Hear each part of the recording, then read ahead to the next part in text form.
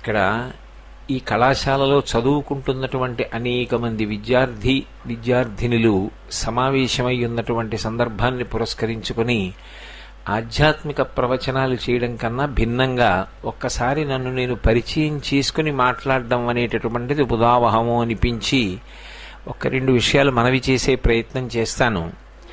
నా పేరు కోటేశ్వరరావు. నేను ఆధ్యాత్మిక ప్రవచనాలు చేయడంలో అత్యంత ప్రీతి కలిగిన వాణ్ణి. ఎందుకు ఆ ప్రవచనం చేయడం అంటే ఆర్షవాంగ్మయం మీద, ఆ ఋషులు చెప్పినటువంటి విషయం మీద నాకు ఎనలేని విశ్వాసం.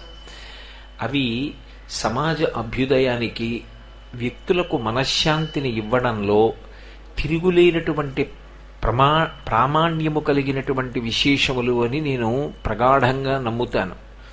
అందుకే నేను ఏ మనశ్శాంతిని పొందాలని కోరుకుంటానో ఆ మనశ్శాంతినే అందరూ కోరుకుంటారు కనుక అటువంటి ఆర్షవాంగ్మయాన్ని ప్రతిరోజు చెప్పడాన్ని ఇష్టపడి సాయంకాలం వేళ ప్రవచనం చేస్తూ ఉంటాను.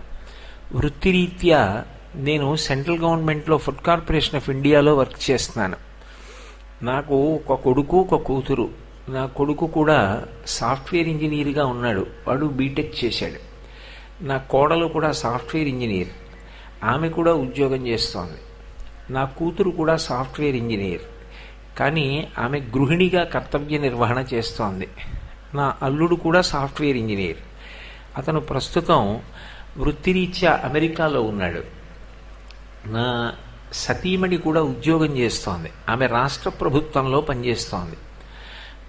నేను ఆధ్యాత్మిక ప్రవచనాలు చేస్తున్నా నాకు కూడా కేంద్ర ప్రభుత్వ సంస్థలో ఉద్యోగం చేస్తున్నటువంటి కారణం చేత, ఇద్దరు పిల్లల్ని చదివించి సాఫ్ట్వేర్ ఇంజనీర్లను చేసినటువంటి ఒక తండ్రిగా పిల్లల యొక్క చదువు, వాళ్ళు పడేటటువంటి ఇబ్బందులు, వాళ్ళు వృద్ధిలోకి రావాలని పడేటటువంటి తాపత్రయం గురించి నాకు ఒక అవగాహన ఉంది. 50 సంవత్సరాలు దాటిపోయినటువంటి వ్యక్తిగా సమాజంలో కొంత అనుభవాన్ని సంపాదించినటువంటి వాణ్ణి. ఎన్నో కళాశాలలకి పూర్వం వెళ్ళి ఆ పిల్లల యొక్క అభ్యున్నతి కోసము అని చెప్పి మాట్లాడడం జరిగింది. మిగిలిన కళాశాలలకి వెళ్ళడానికి, ఈ కళాశాలకి రావడానికి ఒక ప్రత్యేకమైనటువంటి భేదం ఉంది. సాధారణంగా మిగిలిన కళాశాలలకి వెళ్ళాను అంటే అక్కడ ఉండేటటువంటి అధ్యాపక వర్గం కానీ, ఆ కళాశాలల పాలక మండలి కానీ ఆహ్వానం చేస్తుంది. అయ్యా, ఏదో మా కళాశాలకు వచ్చి 4 మంచి మాటలు మీకు ఏమైనా అవకాశం ఉంటే చెప్పండి అని. కానీ ఈ కళాశాల విషయంలో పూర్తిగా భిన్నమైనటువంటి ధోరణి. కాకినాడ నా దగ్గరికి వచ్చి ఈ కళాశాలలో చదువుకుంటున్నటువంటి విద్యార్థులు కలిసి మీరు మా కళాశాలకు వచ్చి ఏమైనా మంచి మాటలు 4 చెప్పాలని మేము కోరుకుంటున్నామన్నారు. నేను చాలా ఆశ్చర్యపోయాను. అదేమిటి పిల్లలు వచ్చారు నా దగ్గరికి అంటే, వాళ్ళు నా దగ్గరికి ఒక ల్యాప్టాప్ తీసుకొచ్చి ఈ కాలేజీలో చదువుకుంటున్నటువంటి పిల్లలు, అలాగే అధ్యాపక వర్గం కూడా రమ్మని ఆహ్వానం చేస్తున్నారు, మీరు ఒక్కసారి రండి అని అడిగారు. నిజంగా నా మనసు ఎంత ఆర్ద్రత పొందిందో. నా కడుపున పుట్టిన పిల్లలు, నాన్నగారండి ఈ విషయంలో మీరు మాకు మార్గదర్శనం చెయ్యండి అని అడిగినప్పుడు నేను ఎంత ప్రేమగా ప్రతిస్పందించానో, ఈ కళాశాల పిల్లలు నా దగ్గరికి వచ్చి కలిసినప్పుడు నేను అంత ప్రేమని పొందాను. కానీ నేను రావడం చాలా విలంబనమైంది. కారణం ఒక్కటే, ముందే నిర్ణయింపబడినటువంటి అనేక కార్యక్రమాలు, అనేక ఒత్తిళ్లలో ఉన్నటువంటి కారణం చేత ఎన్నో ఊళ్ళు తిరుగుతూ ఉండడంలో ఇక్కడికి రాలేకపోయాను. ప్రత్యేకంగా ఇక్కడ కళాశాలకి రావడానికి తేదీలు ఇవ్వడము అంటే ఇంకా ఆలస్యం అవుతుందేమోనన్న భయం చేత విశాఖపట్టణంలో ఇప్పుడు సాయంకాలం వేళ ప్రవచనాలు చేస్తున్నాను కాబట్టి, అయ్యో పాపం ఆ పిల్లలు వచ్చి అంత ప్రేమగా అడిగారు, నేను నా వంతు చెయ్యగలిగిన కర్తవ్యం చేయడం కోసం తప్పకుండా వెళ్ళి వద్దామని ఇవాళ ఉదయం వస్తాను అని మాటిచ్చాను. అన్న మాట ప్రకారంగా వచ్చి మిమ్మల్ని అందరినీ చూసినందుకు, మిమ్మల్ని కలిసినందుకు, మీకు ఒక 4 మంచి మాటలు చెప్పగలిగితే అంతకన్నా నాకు జీవితంలో తృప్తికరమైనటువంటి విషయం వేరొకటి ఉండదు. అందుకోసం రావడం జరిగింది. సరే, పిల్లలకి సంబంధించి మీ పాఠ్య ప్రణాళికలో ఉండేటటువంటి అంశములను మీకు సంబంధించినటువంటి అధ్యాపకులు మీకు బోధ చేస్తారు. దాని గురించి నేను మీకు ప్రత్యేకంగా చెప్పవలసినటువంటి అవసరము ఉండదు. యథార్థమునకు అటువంటి విషయాల మీద మాట్లాడడానికి తగినటువంటి అర్హత కలిగిన వాడను కూడా నేను కాదు. ఎందుకంటే నేను ఇంజనీర్ని కాను, నాకు ఇంజనీరింగ్ సబ్జెక్ట్స్ గురించి ఏమీ తెలియదు. కాబట్టి వాటి మీద మాట్లాడడానికి తగినటువంటి అర్హతలు నాకేం లేవు. కానీ మీరు నన్ను పిలిచింది మీ వ్యక్తిగత జీవితంలో పిల్లలు మంచి పౌరులుగా తయారు కావడానికి నా మాటలు మీకేమైనా ఉపయోగపడితే దాని వలన నాకు సంతోషం, మీకు శ్రేయస్సు. ఆ కోణంలో పరమేశ్వరుడు నా చేత పలికించాలి అనుకున్నటువంటి 4 విషయాలు ఏవి మాట్లాడాలి అని నాకు ద్యోతకమైతే ఆ విషయాన్ని మీకు మనవి చేసే ప్రయత్నం చేస్తాను. మనకి వ్యక్తిత్వ వికాసము అని ఒక మాట ఉంది లోకంలో. అది కేవలము చదువు చేత వచ్చేటటువంటిది కాదు. వికసనము అన్న మాటకు అర్థం ఏమిటంటే క్రమక్రమముగా విచ్చుకొనుట అని. వికసనము అన్న మాట దేనికి వాడతామంటే పువ్వు విషయంలో వాడతాం. పువ్వు చూడండి, అనేక రేకులతో ఉంటుంది. ముందు మొగ్గగా ఉంటుంది. మొగ్గగా ఉన్నప్పుడు బలవంతంగా రేకులు విప్పే ప్రయత్నం చేస్తే అందులో పసరిక వాసన వస్తుంది. కానీ అదే మొగ్గ సూర్యకిరణముల యొక్క స్పర్శ చేత వికసనాన్ని పొంది జలజాంత స్థిత కర్ణికం తిరిగిరా సంఘంబులయ్యున్న రేకుల చందంబున కృష్ణుని తిరిగిరా కూర్చుండి వీక్షించుచున్నంటారు పోతన గారు. ఆ మధ్యలో ఉన్న దుద్దు చుట్టూ ఆ రేకులన్నీ ఒక క్రమ పద్ధతిలో విచ్చుకుంటే ఆ విచ్చుకున్నటువంటి పువ్వు, ఆ వికసనం పొందినటువంటి పువ్వు సువాసనలు వెదజల్లుతూ ఎంతో అందంగా ఉంటుంది. అలా వ్యక్తిత్వాన్ని పొందినటువంటి కారణం చేత, అంటే కొన్ని సుగుణములను జీవితంలో అలవరుచుకున్నటువంటి కారణం చేత ఆ వ్యక్తి ఏ పదవిలో కూర్చున్నాడు అన్న దానితో సంబంధం ఉండదు. పదవితో సంబంధం లేకుండా ఆ వ్యక్తి ఎక్కడ ఉండనివ్వండి, ఏ అనుబంధాన్ని కలిగి ఉండనివ్వండి, అతను ఎవరితో ఏ అనుబంధం కలిగి ఉన్నా సరే అతని వలన ఒక మార్గదర్శనం లభిస్తుంది. అతన్ని అనుసరించినటువంటి వాళ్ళకి మనశ్శాంతి లభిస్తుంది. అతను ఉన్న చోట అందరికీ కూడా మనకొక పెద్ద దిక్కున్నాడు అనేటటువంటి ఉపశాంతి లభిస్తుంది. అలా తయారు కాగలగడం వ్యక్తి కొన్ని మంచి గుణములను సంతరించుకునేటటువంటి ప్రక్రియకు వ్యక్తిత్వ వికాసము అని పేరు. అది అందరికీ పుట్టుకతోనే వచ్చేటటువంటి గుణాలు కావు. కొన్ని సమాజంలో ప్రయత్నపూర్వకంగా తెలుసుకుని జీవితంలో అనుష్ఠాన పర్యంతంలోకి తెచ్చుకోవాలి. ఎందుకని అంటే అవి లేనప్పుడు చదువు ఎంత ఉండనివ్వండి, దాని వలన ఉపయోగం ఉండదు సరికదా, ప్రమాదం ఎక్కువగా ఉంటుంది. నేను మీతో ఒక ఉదాహరణ చెప్పాలి అంటే, ఏమీ చదువుకోనటువంటి వ్యక్తి చెయ్యగలిగినటువంటి గొప్ప నేరం ఏమిటి అంటే ఓ దొంగతనం చేస్తాడు.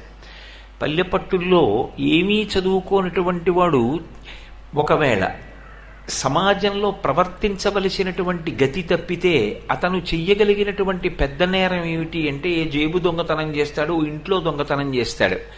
అదే బాగా చదువుకున్నటువంటి వ్యక్తి, చాలా పెద్ద స్థానంలో కూర్చున్నటువంటి వ్యక్తి తన కింద పనిచేస్తున్న కొన్ని 100 మందికి మార్గదర్శనం చెయ్యవలసిన వ్యక్తి తన ప్రవర్తన ద్వారా 10 మందికి ఆదర్శవంతంగా ఉండవలసిన వ్యక్తే దోషభూయిష్టంగా ప్రవర్తించి తప్పులు చేసి ఆ తప్పులు కావని తనకున్న మేధస్సుతో ఒప్పులని నిరూపించే ప్రయత్నం చేశాడనుకోండి, అటువంటి వ్యక్తిని కట్టడి చేయడం అంత తేలిక విషయం కాదు.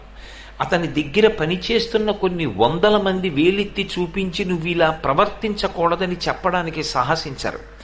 అందుకే అందరికన్నా ముందు జాగ్రత్తతో కూడుకున్న జీవనం ఎవరికి ఉండాలి అంటే బాగా చదువుకుంటున్న వాళ్ళకే ఉండాలి. చదువు బాగా ఉండడం ఒకెత్తు, చదువుతో పాటుగా మంచి గుణములను కలిగి ఉండడం ఒకెత్తు. దాన్ని వ్యక్తిత్వ వికాసము అంటారు. వ్యక్తిత్వ వికాసమునందు ప్రధానముగా 5 లక్షణములు ఉంటాయి. మొట్టమొదటిది ఆరోగ్యము, అది శరీర సంబంధమై ఉంటుంది. రెండవది అధ్యవసాయము అంటారు. మూడవది ఆలోచన యందు సునిశ్చిత ప్రజ్ఞ. నాలుగవది ఎప్పుడైనా సరే ఆవేశమునందు సమతౌల్యము. 5వది ఆధ్యాత్మికమైనటువంటి ప్రగతి. ఈ 5ంటిని కలిగి ఉన్నవాడు ఎవరో, ఇవి పూర్తిగా సంతరించుకున్నాను అని చెప్పడం ఏ ఒక్కరికి ఎప్పుడూ సాధ్యం కాదు. కాలంలో ఈ 5టిలో పతాక స్థాయిలో నేను నిలబడ్డాను, ఇది నాకు సొంతం అయిపోయింది, ఇక ఇందులో చెక్కు చెదరదు, నేను దీన్ని పూర్తిగా వశం చేసుకున్నాను అని ఈ 5టిలో ఏ ఒక్క విషయం మీద ఏ ఒక్క వ్యక్తి ఏ కాలమునందు నిర్ధారించి చెప్పలేడు. అది నిరంతర ప్రక్రియ. బ్రతికున్నంత కాలం ఈ 5 కొనసాగుతూనే ఉంటాయి. అందుకే వికసనము, ఆ విచ్చుకోవడం అనేటటువంటిది ఇంకా ఇంకా ఇంకా ఇంకా బాగా బాగా జరుగుతూనే ఉంటుంది. అది ఎవరు అలవాటు చేసుకున్నాడో వాడు చాలా వృద్ధిలోకి వస్తాడు. ఇదే మీకు కొంచెం తేలికగా అర్థం అవడానికి నేను ఇంగ్లీష్లో చెప్పాలి అంటే, one should be physically fit, దాంతో పాటుగా ఈ should be mentally alert, and అతను ఈ should be intellectually sharp, emotionally well balanced, and at the same time ఈ షుడ్ బి స్పిరిచువల్లీ ఎలివేటెడ్.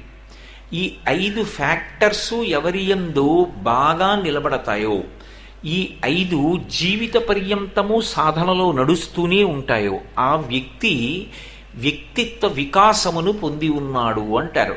ఇది మీకు మన పౌరాణిక వాంగ్మయాన్ని పరిశీలనం చేస్తే, వీరు మహాత్ములు, వీరి జీవితాన్ని మనం అనుసరించాలి అని చెప్పబడినటువంటి వాళ్ళందరిలోనూ ఈ 5 కనపడతాయి. మొట్టమొదటిది ఆరోగ్యం. పరమేశ్వరుడు ఒక అద్భుతమైనటువంటి సాధనాన్ని మనకిచ్చాడు. ఈ సాధనం ఎక్కడికో వెళ్ళి అంగడిలో కొని తెచ్చుకున్నది కాదు.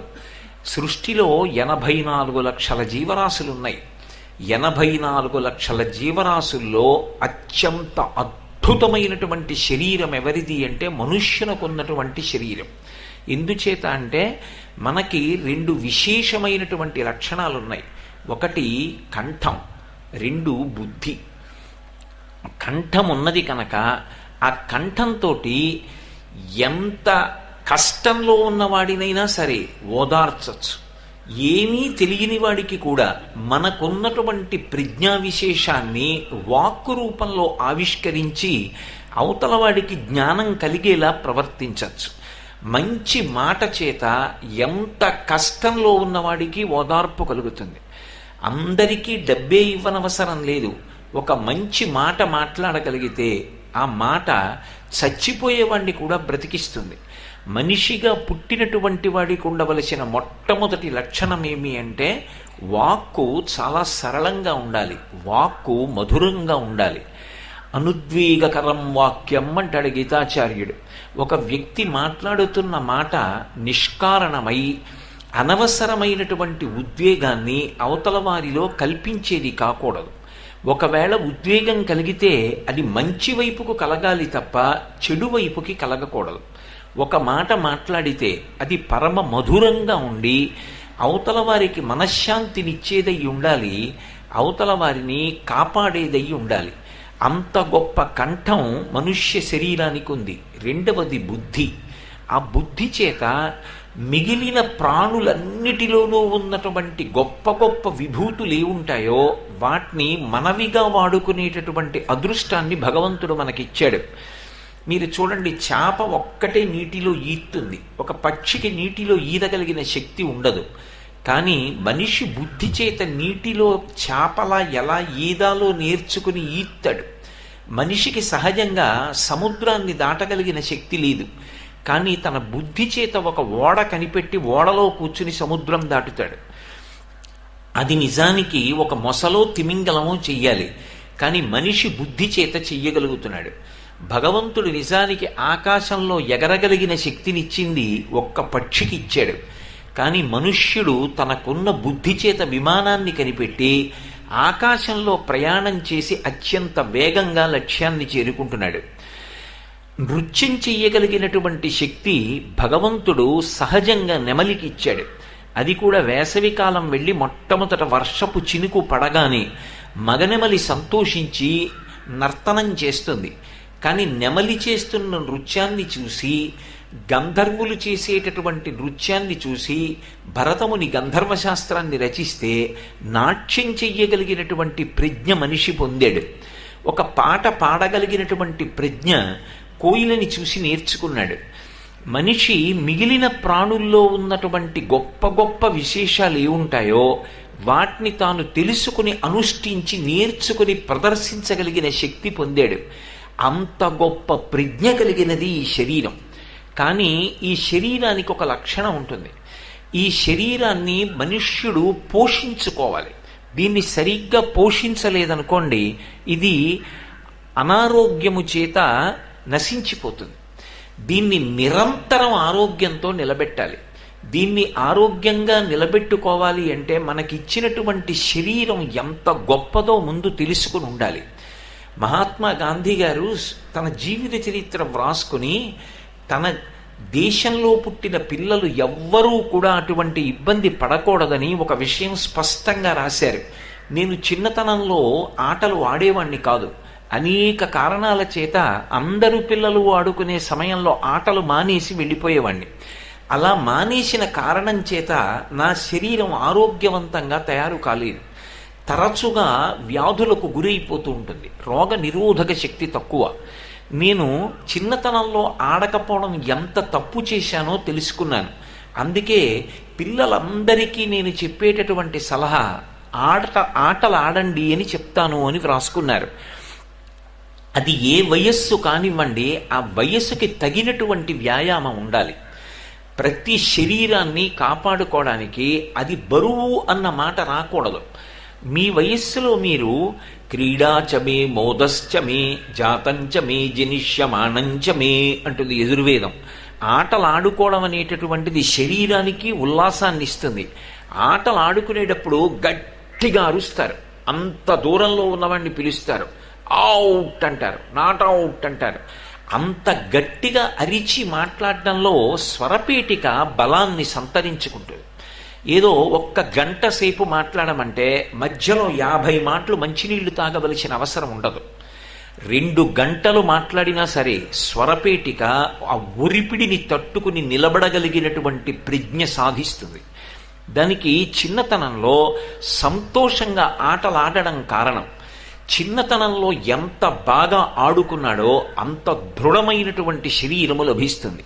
నేను మీకు ముందే మనవి చేశా, వ్యక్తిత్వ వికాసము అనేటటువంటిది అకస్మాత్తుగా ఒక్క రోజుతో వచ్చి ఒక్క రోజుతో పూర్తయ్యే ప్రక్రియ కాదు. బ్రతికున్నంతకాలం ఆరోగ్యంగా ఉండాలి. ఆరోగ్యం లేకుండా మంచాన పడిపోతే ఆ వ్యక్తి ఎంత గొప్పవాడు కానివ్వండి, ఆ వ్యక్తి వలన ఎవ్వరికీ ప్రయోజనం లేనటువంటి స్థితి అయిపోతుంది. ఆ వ్యక్తి 10 మందికి పనికి రావాలి అంటే ఆరోగ్యంతో ఉండాలి. ఆరోగ్యంతో ఉండడం అన్నది మన ప్రయత్నం చేత ఉంటుంది. దీనికి వ్యాయామం కల్పించాలి. కొంత దూరం మధ్య వయస్కులైతే నడిచి తీరాలి.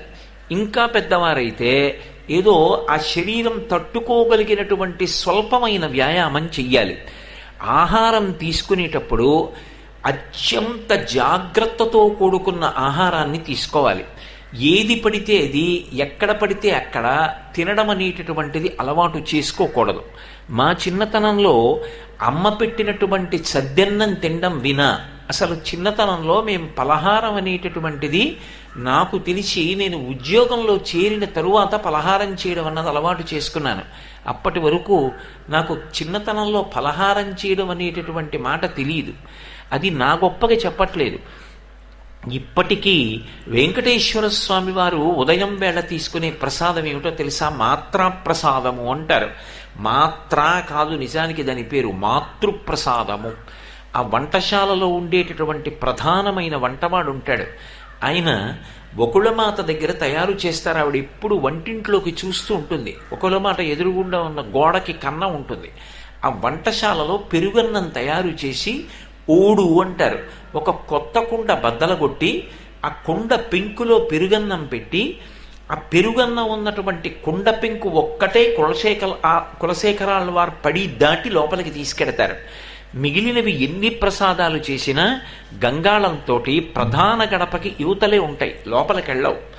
ఒక్క పెరుగన్నం మాత్రం లోపలికి తీసుకెడతారు. అంటే వెంకటేశ్వర స్వామి వారు కూడా ఇప్పటికీ ఏం తింటారు అంటే అమ్మ చేత్తో పెట్టినటువంటి పెరుగు అన్నం తింటారు. ఉదయం వేళ పెరుగు అన్నం తినడం విశేషమైనటువంటి బలానికి కారణం. అదే రాత్రి పెరుగన్నం తింటే ఒక పట్టాన జీర్ణం అవ్వదు, బరువు. ఉదయం వేళ తినాలి పెరుగు అన్నం. ఏది శరీరాన్ని పోషిస్తుందో, ఏది ఎక్కువ కాలం రసాయనములు వేసి నిలవ చెయ్యలేదో, చక్కగా మన దేశానికి ఏమి లోటు, అసలు ఫ్రిడ్జ్ అవసరం లేకుండా ఏ రోజు కావాలంటే ఆ రోజు తాజా ఆకుకూరలు, కాయగూరలు, పళ్ళు దొరికేటటువంటి దేశం మన దేశం. ఏ రోజు కాయగూరలు ఆ రోజు దొరుకుతాయి. మన దేశంలో పరమ ప్రేమతో బిడ్డలకి అన్నం వండి పెట్టేటటువంటి తల్లులే తప్ప ఏదో ఫ్రిడ్జ్లో పెట్టి వారం రోజులు పిల్లలకి పెట్టేటటువంటి సంస్కృతి ఉన్నటువంటి కుటుంబాలు ఉన్న జాతి కాదు మన జాతి. ఏ పూటకా పూట పిల్లాడు సంతోషంగా తినాలి తప్ప ప్రాణం పెట్టి వండి పెట్టేటటువంటి తల్లులు చక్కగా ఇంటి పట్టున వండి పెట్టినటువంటి ఆహారాన్ని తీసుకోవడం, శరీరానికి వ్యాయామం ఇవ్వడం, సాయంకాలం వేళ సాయంకాలపు సూర్యరశ్మిలో విటమిన్లు లభిస్తాయి. చక్కగా గొంతెత్తి అరుస్తూ పరమ ప్రేమతో అందరూ కలిసి ఆడుకోవడం. ఆ ఆడుకోవడంలో గెలుపోటముల కోసం కాదు, అది ఒక మంచి సమన్వయ శక్తి కోసం మనందరం కలిపి ఒక సంఘంలో సభ్యులం అనేటటువంటి లక్షణం ఒకటి ఏర్పడాలి. టీమ్ స్పిరిట్ అంటారే, అది చిన్నతనంలో రావాలి. ఆ టీమ్ స్పిరిట్ని ఎస్టాబ్లిష్ చేసేది ఏది అంటే కేవలం చిన్నతనంలో ఆటలలోనే వస్తుంది. రెండు జట్లు కింద విడిపోయారనుకోండి, ఇది మా జట్టు అన్న భావనతో తన వ్యక్తిగత ప్రతిభ కొరకు కాదు, జట్టు యొక్క విజయం కోసం ఆడతారు. అది చిన్నతనం నుంచి అలవాటైందనుకోండి, రేపు పొద్దున్న తను ఒక ఆఫీస్లో పనిచేస్తూ ఉంటాడు. ఎంతసేపు నేను గొప్ప అనిపించుకోవడానికి కాదు, మా సెక్షన్ అంతా ఒక యూనిట్, మా డిపార్ట్మెంట్ ఒక యూనిట్, మా ఆర్గనైజేషన్ ఒక యూనిట్, మేమెప్పుడూ మొదట ఉండాలి, మేమెప్పుడూ గెలవాలి, మేమెప్పుడూ కూడా అందరికన్నా ముందుండాలి అనేటటువంటి టీమ్ స్పిరిట్ ఎక్కడి నుంచి వస్తుంది అంటే ఆ క్రీడలలోంచి వస్తుంది. అందుకే ఎంత మాత్రమూ కూడా నిర్లక్ష్యం చేయకూడదు. పిల్లలందరూ కూడా వ్యాయామం చేసి శరీర ఆరోగ్యాన్ని పోషించుకొని మంచి ఆహారాన్ని తీసుకోవాలి. ప్రతిరోజు కూడా తాజాగా లభ్యమయ్యేటటువంటి పళ్ళు తినడం మీ జీవితంలో ఒక గొప్ప అలవాటుగా చేసుకోండి. దాని చేత చక్కటి రోగనిరోధక శక్తి ఏర్పడుతుంది. ఎన్నో విటమిన్లు అందుతాయి. మనకి దొరకనటువంటి పళ్ళు ఏమీ ఉండవు. ఏ ఏ ఋతువులలో ఏ ఏ ఫలాల్ని ప్రకృతి అనుగ్రహించాలో ఆయా ఫలములు ఎప్పుడూ లభిస్తూ ఉంటాయి. చక్కగా పండు తినడం అలవాటు చేసుకోండి. ఇవాళ వ్యాయామం లేకపోవడం వల్ల, సక్రమమైన ఆహారం తీసుకోకపోవడం వల్ల 100కి 95 మందిలో మధుమేహ వ్యాధి వస్తోంది. మీరు పిల్లలు, ఇవాళ ఆ వ్యాధి యొక్క ప్రభావం మీకు తెలియదు. మధుమేహము, రక్తపోటు ఈ రెండూ కానీ వచ్చాయా భవిష్యత్తు ఉండదు, అసలు జీవితానికి సంతోషం ఉండదు. ఎక్కువ తింటే రక్తంలో షుగర్ పెరుగుతుంది, తక్కువ తింటే ఓ 4 గంటల పాటు ఓ కార్యక్రమం మీద నిలబడలేడు. ఆ షుగర్ లెవెల్ పడిపోయిందా స్పృహ తప్పి కింద పడిపోతాడు. ఎక్కడికెళ్ళనివ్వండి, జేబులో చాక్లెటో ఓ బిస్కెట్ ప్యాకెట్టో ఉండాలి, తప్పకుండా తింటూ ఉండాలి. తినలేదా తట్టుకోలేడు.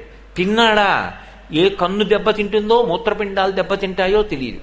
ఎప్పుడు లెక్క పెట్టుకుని ఆ పక్కన త్రాసులో పెట్టి లెక్క పెట్టి తింటుండాలి. తినగలిగి ఉండి కూడా తినడానికి అవకాశం లేకపోవడం ఎంత శాపమో మధుమేహంతో బాధపడే వాళ్ళకి తెలుస్తుంది. అందుకే మీరు జీవితంలో అటువంటి వ్యాధులకు బలి కాకండి. నియమంగా వ్యాయామం చేయడం నేర్చుకోండి. చక్కగా వ్యాయామం అనేటటువంటిది అలవాటైతే శరీరం తేలిగ్గా ఉంటుంది, ఏ పనైనా చేయగలుగుతారు. రక్తపోటు రాకుండా మంచి ఆహారం తీసుకున్న కారణం చేత ఏదైనా కొద్దిగా ఒత్తిడికి లోనైతే తను తట్టుకోలేనటువంటి స్థితికి మనిషి వెళ్ళడు. రాటు పోటు ఓర్చుకోగలిగినటువంటి శక్తి పొందుతాడు. భోగములకు ప్రయత్నపూర్వకంగా దూరంగా ఉండండి. అవసరమైతే కొద్దిగా చలిగాలిలోకి వెడితే వెంటనే పడిశం పట్టడం, కొద్దిగా ఎండలోకి వెడితే తట్టుకోలేక తలపోటు రావడం, ఎప్పుడూ ఏసీల్లో ఉండడం, ఎక్కడికి కాసేపు నడవకపోవడం, కాసేపు కష్టపడి శ్రమ చెయ్యలేకపోవడం, ఇటువంటి అలవాట్లు మంచిది కాదు. దానికోసం ఏదో ప్రయత్నపూర్వకంగా అలవాటు అక్కర్లా. చక్కగా చిన్నతనంలో పిల్లలు మీ బట్టలు మీరు ఉతుక్కోవడం, మీ సాక్స్ మీరు ఉతుక్కోవడం, మీ ఇంట్లో మీ అమ్మగారికి ఒక్క 15 నిమిషాలు శ్రమ చేసి సహాయం చేయడం, అంతకన్నా తల్లి కోరుకునేది సంతోషపడేది ఇంకొకటి ఉండదు.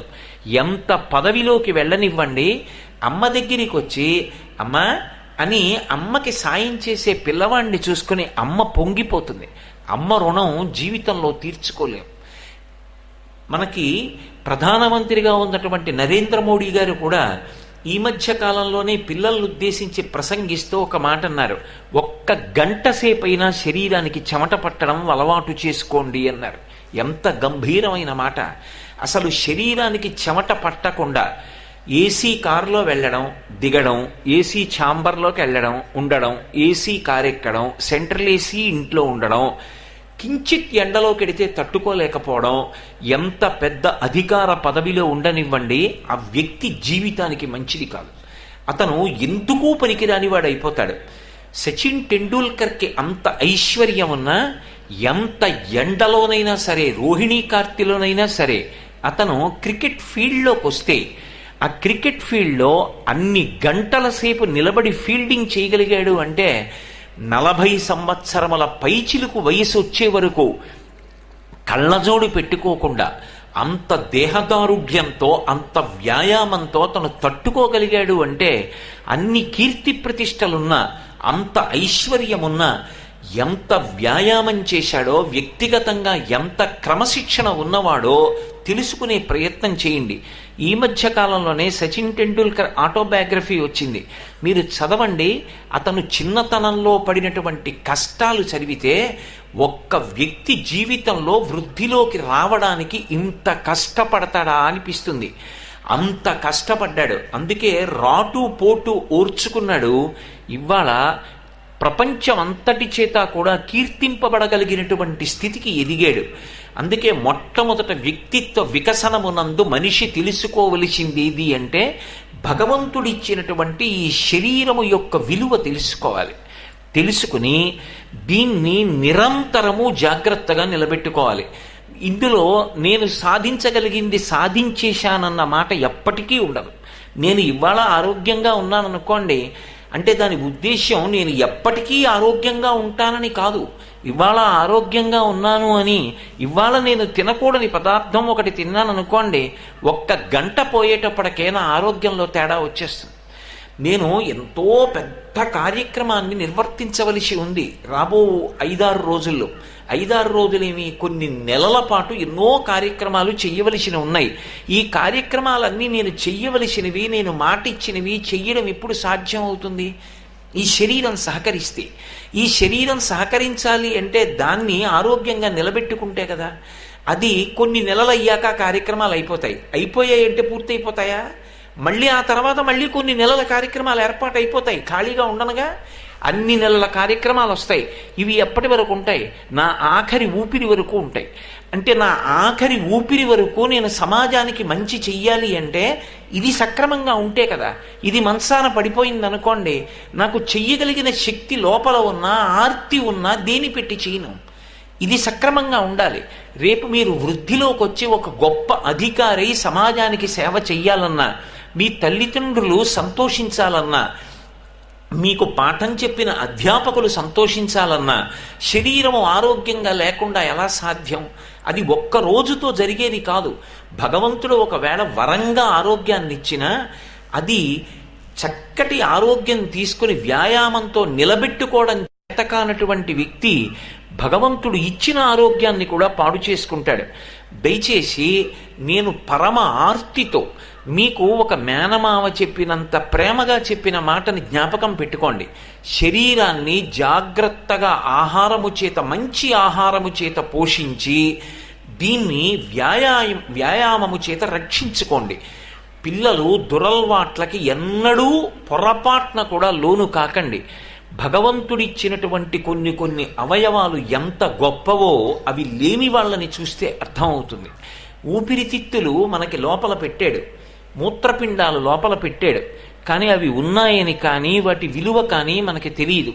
కానీ ఊపిరితిత్తులకు కొద్దిగా వ్యాధి సంక్రమిస్తే ఆయాసం వచ్చి మాట్లాడలేక మంచం మీద పడి లక్షలు లక్షలు వైద్యశాలలకు కట్టి ఇంట్లో వాళ్ళు పోషించలేక ఇంకా మందులు వేసుకోలేక ఏది తినలేక కాస్త దుమ్ము తగిలితే ఆయాసం వచ్చేసి బాధపడేవాడిని చూస్తే తెలుస్తుంది. ఎముకలు అనేటటువంటివి పరమేశ్వరుడు పెట్టిన ఒక అద్భుతమైన ప్రక్రియ. వెన్నుపం ఈశ్వరుడిచ్చినటువంటి ఒక అపురూపమైనటువంటి నిర్మాణం. ఏదో అప్పటికి సంతోషంగా ఉంటుంది కదా అని అక్కర్లేనంత వేగంతో వెళ్ళడం, ఏదో పాము వెళ్ళినట్టు మెలికెలిగా మోటార్ సైకిల్ డ్రైవ్ చేయడం 10 నిమిషాలు బాగుంటుందేమో. ఈ మధ్య కాలంలో నా స్నేహితుడి కొడుకొకడు అలాగే అక్కర్లేని విషయాల జోలికెళ్ళి మోటార్ సైకిల్ మించి పడిపోయాడు. చర్మం ఇక్కడి నుంచి ముఖం వరకు చెక్కేసింది గరుగ్గా ఉన్న రోడ్డు. కొన్ని నెలల పాటు వైద్యశాలలో ఉన్నాడు. అతను ఇల్లు కూడా తాకట్టు పెట్టేశాడు. తొడ మీద చర్మం పట్టడం, పట్టిన తరువాత మళ్ళీ దాన్ని ఉత్తరించి ముఖం దగ్గర అక్కడ అంతా మళ్ళీ అంటిస్తూ ఉండడం. ప్లాస్టిక్ సర్జన్స్ ఆపరేట్ చేసి మళ్ళీ ఉంచడం, మళ్ళీ కొన్నాళ్ళు పోయాక తొడకి చర్మం పట్టడం, మళ్ళీ చర్మం తీయడం, మళ్ళీ వేయడం.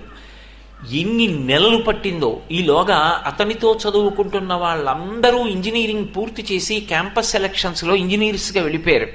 ఈ పిల్లవాడు చదువు కూడా పోయి భ్రష్టుడైపోయి తండ్రి ఐశ్వర్యం అంతా పోయి దేనివల్ల? ఒక్కసారి ఎక్కడ పడితే అక్కడ బోర్డులుంటాయి, speed thrills but it kills అని. ఎక్కడ ఎలా ఉండాలో అలా ఉండాలి. ఇవాళ ఒక కారు ఎక్కితే భద్రతకి కష్టం. కారు డ్రైవ్ చేస్తుంటాడు, డ్రైవర్ సెల్ ఫోన్ మాట్లాడుతూ ఉంటాడు. డ్రైవర్కి ఎన్ని మాటలు చెప్పాలి సెల్ ఫోన్ మాట్లాడద్దని? సభలోకి వస్తారు, ఎదురుగుండా కూర్చుని సెల్ ఫోన్ మాట్లాడతారు. సెల్ ఫోన్ సభలో మాట్లాడద్దు అని చెప్పి అనౌన్స్ చేస్తున్నప్పుడు వేదిక మీద ఉన్న వాళ్ళే ఎదురుగుండా కూర్చుని సెల్ ఫోన్ మాట్లాడతారు. ఎన్ని మాటలు ఎవరికి చెప్తారు? ఎవరికి ఉండవలసినటువంటి క్రమశిక్షణ వాళ్ళకు ఉండాలి. లేకపోతే పేరున వ్యక్తుల్ని పైకి లేపి మరీ చెప్తారా? ఆ క్రమశిక్షణ లేనివాడు అసలు సభాప్రవేశం చేయకూడదు. అందున పిల్లలు ఉన్న చోట ఎప్పుడూ పొరపాటుగా ప్రవర్తించి పిల్లలకి రాంగ్ ఎగ్జాంపుల్ సెట్ చేయకూడదు. కాబట్టి ఆరోగ్యం అనేటటువంటిది అత్యంత ప్రధానమైనటువంటి విషయం. వెహికల్స్ డ్రైవ్ చేస్తూ సెల్ ఫోన్స్ మాట్లాడడం మీకు అంత అవసరం అనుకోండి, పక్కన ఆపి మాట్లాడండి. లేదు, ఒక మిస్డ్ కాల్ పడింది అనుకోండి, మీకు ఎవరు ఫోన్ చేశారో చూసుకునే అవకాశం ఉంది, మళ్ళీ వచ్చిన తర్వాత ఫోన్ చేయండి.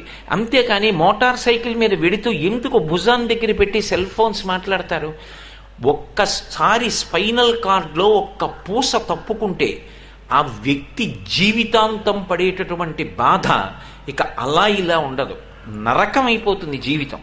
ఈ మధ్య కాలంలో కాకినాడ పట్టణంలో నాకు అత్యంత సన్నిహితుడు, పేరెందుకు బాగుండదు చెప్పడం, ఆయన వాళ్ళ బంధువుల పిల్లాడు వచ్చాడు, నన్ను చూడ్డానికి వస్తాడు అన్నారు. తీసుకురండి అన్నాను. అంటే ఆయన అన్నారు, గురువుగారు కరెంట్ ఉంటుందా? ఒకవేళ కరెంట్ లేకపోతే జనరేటర్ వేస్తారు కదా అన్నారు. అదేమిటి, మీ బంధువు రావడానికి కరెంట్ ఉండడానికి ఏమిటి సంబంధం అన్నాను. అంటే ఆయన అన్నాడు, వాడికి అనేక చోట్ల ఎముకలు విరిగిపోయాయండి, ఆ పిల్లవాడు ఎక్కలేడు, వీల్ చైర్లో తీసుకురావాలి, అందుకని కరెంట్ ఉంటుందా అన్నారు. అంటే నేనన్నాను, ఎందుకు అంత కష్టపడి, నేనే వస్తాను, ఈశ్వరుడు నాకు శక్తిని ఇచ్చాడుగా, నేనే వచ్చి చూస్తానని వాళ్ళ ఇంటికి వెళ్ళా. నేను తెల్లబోయాను. రిబ్స్ దగ్గర నుంచి అన్నీ విరిగిపోయాయి. ఆ పిల్లాడికి శీల వెయ్యని ప్రాంతం లేదు. ఎంత నరకం, ఎంత తెలివైన వాడు, కానీ జీవితంలో నరకతుల్యంగా పాపం జీవితం గడుపుతున్నాడు. చక్రాల కుర్చీలో తిరుగుతూ ఉంటాడు. అతను ఎంత గొప్ప ఉద్యోగం చేయడానికైనా అర్హుడు, కానీ ఆరోగ్యం లేక అలా అయిపోయాడు. అది చెప్పినంత తేలికగా ఉండదు. నేను కఠినమైన సలహా మీకు ఇచ్చానని మీరు అనుకోకపోతే, ఎప్పుడైనా ఒక్కసారి గవర్నమెంట్ హాస్పిటల్కి వెళ్ళి ఎముకల విభాగంలో ఒక్కసారి చూడండి, ఊపిరితిత్తుల విభాగం దగ్గరికి వెళ్ళి ఒక్కసారి చూడండి, మనకి భగవంతుడిచ్చిన ఐశ్వర్యం ఏమిటో మీకు అర్థమవుతుంది. ఒక్కసారి అక్కడికి వెళ్ళి చూస్తే జీవితంలో 2 వీలర్ మీద వెడుతూ సెల్ ఫోన్ మాట్లాడటం. ఈశ్వరుడు నాకు ఇచ్చినటువంటి ఇంత అమూల్యమైనటువంటి శరీరాన్ని ఎక్కడ పడితే అక్కడ డ్రైవ్ చేస్తూ సెల్ ఫోన్స్ మాట్లాడడం, టూ వీలర్ మీద సెల్ ఫోన్ మాట్లాడడం, వ్యాయామం చెయ్యకుండా శరీరాన్ని పాడు చేసుకోవడం ఎప్పుడూ చెయ్యను అని తెలుసుకుంటాడు. నేను మాట కొంచెం కఠినంగా మీకు అనిపించిందేమో నాకు తెలియదు, కానీ పరమ ప్రేమతో నేను పిల్లలను ఉద్దేశించి ఈ మాట చెప్తున్నాను. భవిష్యత్తులో మీరు ఆరోగ్యంగా ఉండడం అనేటటువంటిది మీరు శరీరం యొక్క విలువ తెలుసుకోవడం మీద ఉంటుంది. ఆ శరీరాన్ని జాగ్రత్తగా పోషించండి. రెండవది అధ్యవసాయము అంటారు. మొదటిది ఆరోగ్యం, రెండవది అధ్యవసాయము అంటారు. అధ్యవసాయము అన్న మాటకు అర్థం ఏమిటంటే మెంటల్లీ అలర్ట్ అని. మెంటల్లీ అలర్ట్ అన్న మాట నిజానికి ఆరోగ్యంతో ముడిపడి ఉంటుంది. శరీరం తగినంత విశ్రాంతిని పొంది ఉందనుకోండి, ఏ కాలమునందు నిద్రపోవాలో భగవంతుడు ఆ కాలమునందు ఆ వ్యవస్థ పెట్టాడు. చీకటైంది అంటే అది నిద్రపోవడానికి యోగ్యమైన కాలం.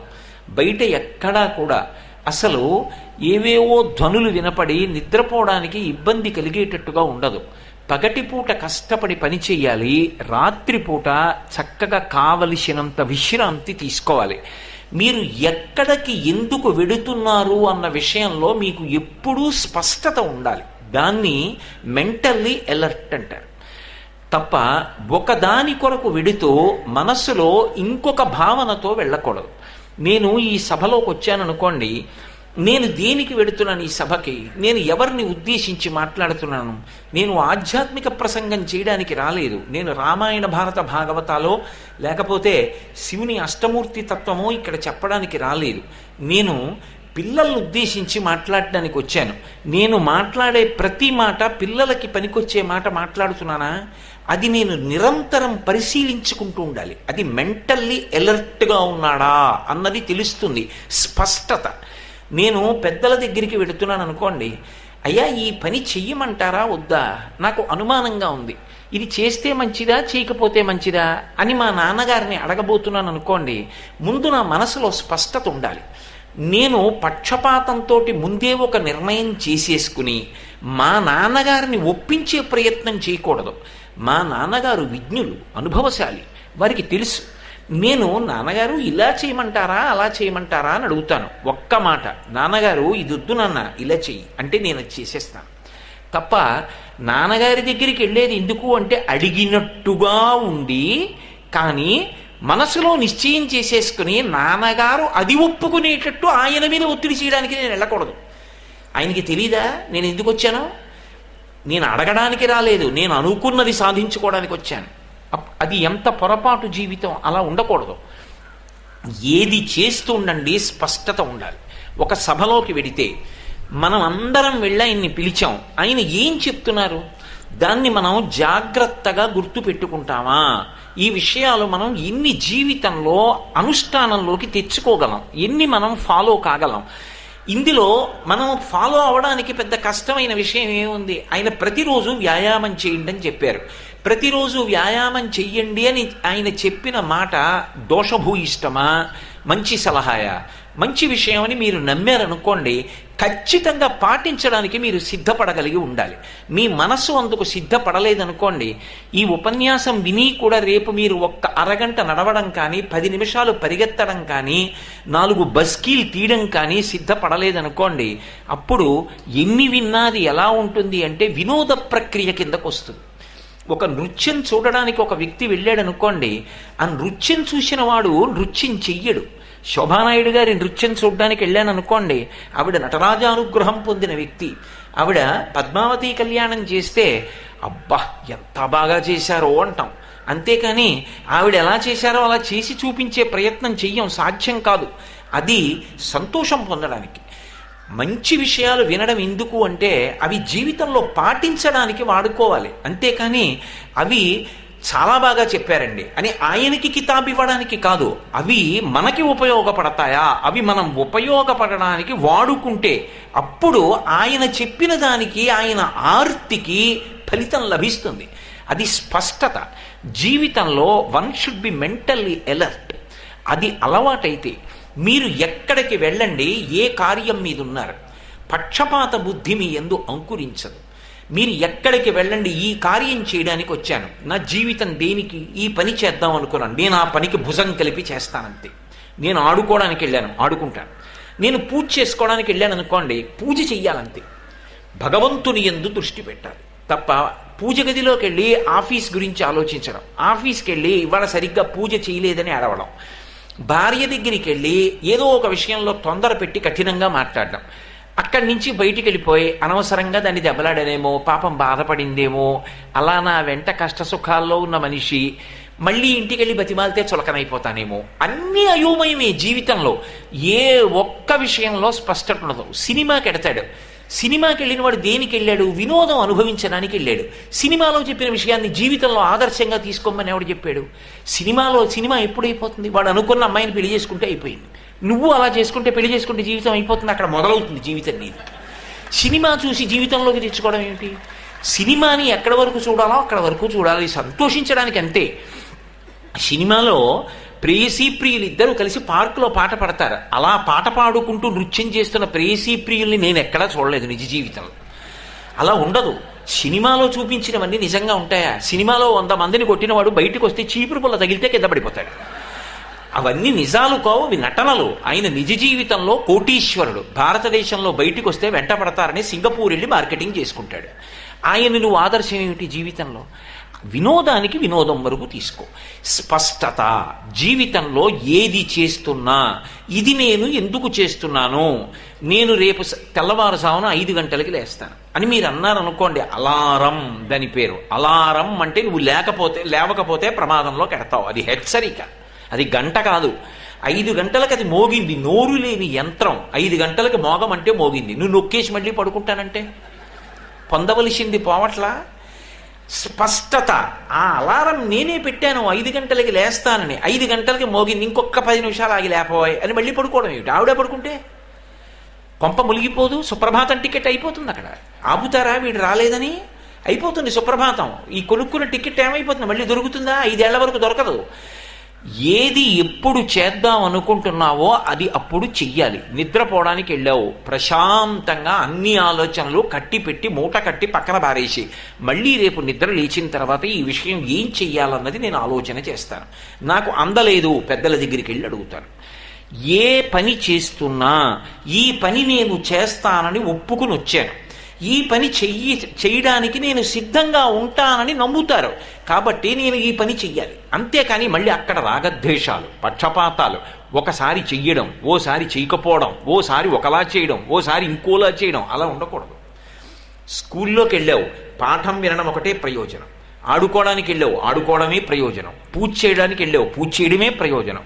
ఉపన్యాసం చెప్తున్నావు, ఉపన్యాసం చెప్పడమే నీ ప్రయోజనం. ఒక చోటికి వెళ్ళి వింటున్నావు, వినడమే నీ ప్రయోజనం. కారు డ్రైవ్ చేస్తున్నావు, డ్రైవ్ చేయడమే నీ ప్రయోజనం, సెల్ ఫోన్ మాట్లాడడం కాదు. నువ్వు కారులో వెడుతున్నావు, నిష్కారణంగా కూర్చోక్కర్లా, ఎదర చెయ్యవలసిన విషయాల గురించి ప్రణాళికా నిర్మాణం చేసుకోవచ్చు.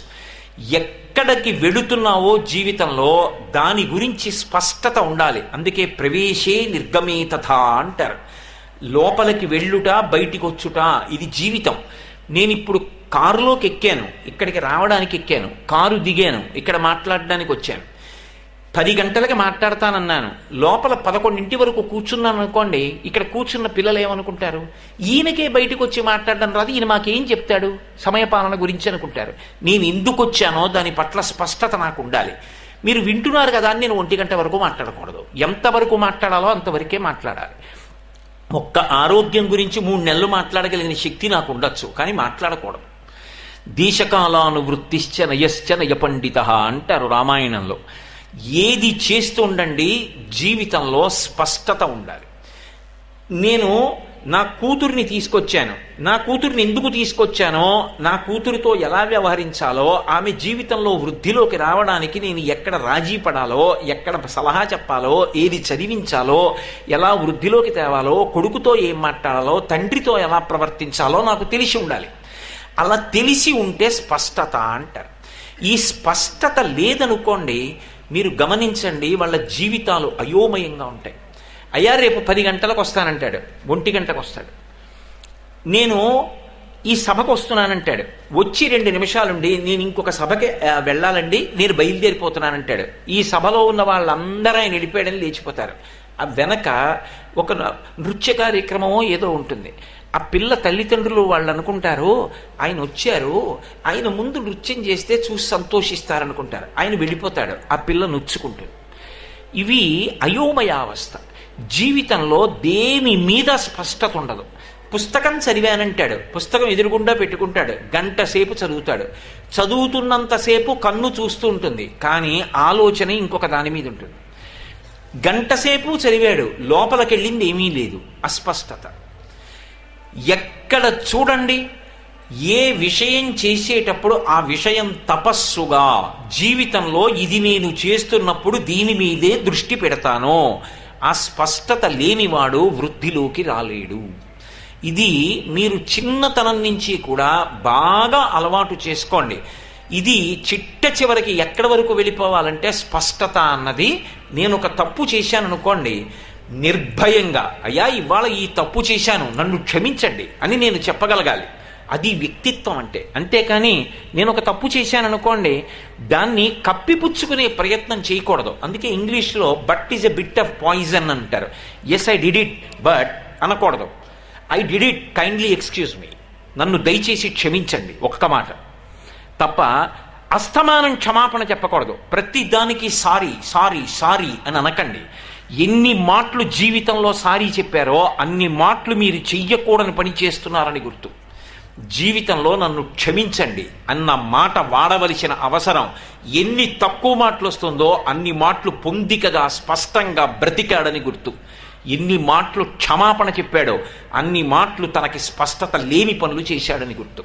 అందుకే క్షమాపణ చెప్పగలిగిన స్థితికి ఎన్నడూ తెచ్చుకోకండి. ధైర్యంగా 10 మందిలో నిలబడగలిగినటువంటి స్థితిని పొందండి. అదిగో అటువంటి స్థితిని పొందితే స్పష్టతని పొంది ఉన్నాడు అంటారు. అది మనిషి మెంటల్లీ ఎలర్ట్. ఆ స్థితిని పొందితే వ్యక్తిత్వము వికాసమును పొందినది. అటువంటి వ్యక్తి అందరికీ కూడా ఆదర్శప్రాయుడవుతాడు. ఒక గుడిలోకి వెడితే ఆయనలా వెళ్ళాలి, ఒక పాఠం చెప్తే ఆయనలా చెప్పాలి, ఒక విషయం వింటే ఆయనలా వినాలి, కుటుంబంతో గడపడం అంటే ఆయనలా గడపాలి, పిల్లల్ని వృద్ధిలోకి తేవడం అంటే ఆయనలా తేవాలి, ఒక్కొక్క చోట తల వంచడం అంటే ఆయనలా వంచాలి, తలెత్తుకు బ్రతకడం అంటే ఆయనలా బ్రతకాలి.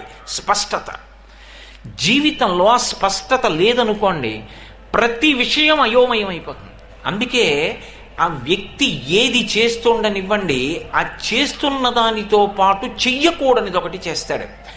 చెయ్యకూడని పని ఏం చేస్తుందంటే చెయ్యవలసిన పనులు ఇక చెయ్యవలసిన అవసరం లేని స్థితి కల్పించేస్తుంది. ఒక్కొక్కసారి ఒక్క యాక్సిడెంట్ అయిందనుకోండి, డ్రైవ్ చేస్తూ సెల్ ఫోన్ మాట్లాడి ఆ తర్వాత ఇంకా డ్రైవ్ చేయవలసిన అవసరం ఉండదు. అందుకే చాలా చాలా అవసరం ఏది అంటే డూస్ అండ్ డోంట్స్ రెండూ తెలుసుకుని డూస్ చేయడం, డోంట్స్ మానేయడం. అంతేకాని నాకు తెలుసండి వేరు, తెలిసున్నది అనుష్ఠానంలోకి తెచ్చుకోవడం వేరు. మీరు బాగా జీవితంలో ఈ క్లారిటీ, ఈ స్పష్టత అన్న విషయం మనసు గ్రహించి నిలబడడం అలవాటు చేసుకోండి. బాగా తర్ఫీదు ఇవ్వండి మనసుకి.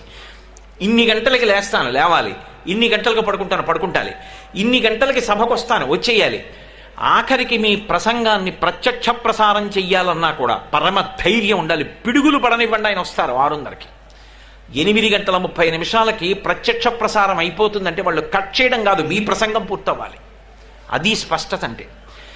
ఏది కానివ్వండి, మీ జీవితంలో ప్రతి విషయంలో స్పష్టతతో ఉండడం.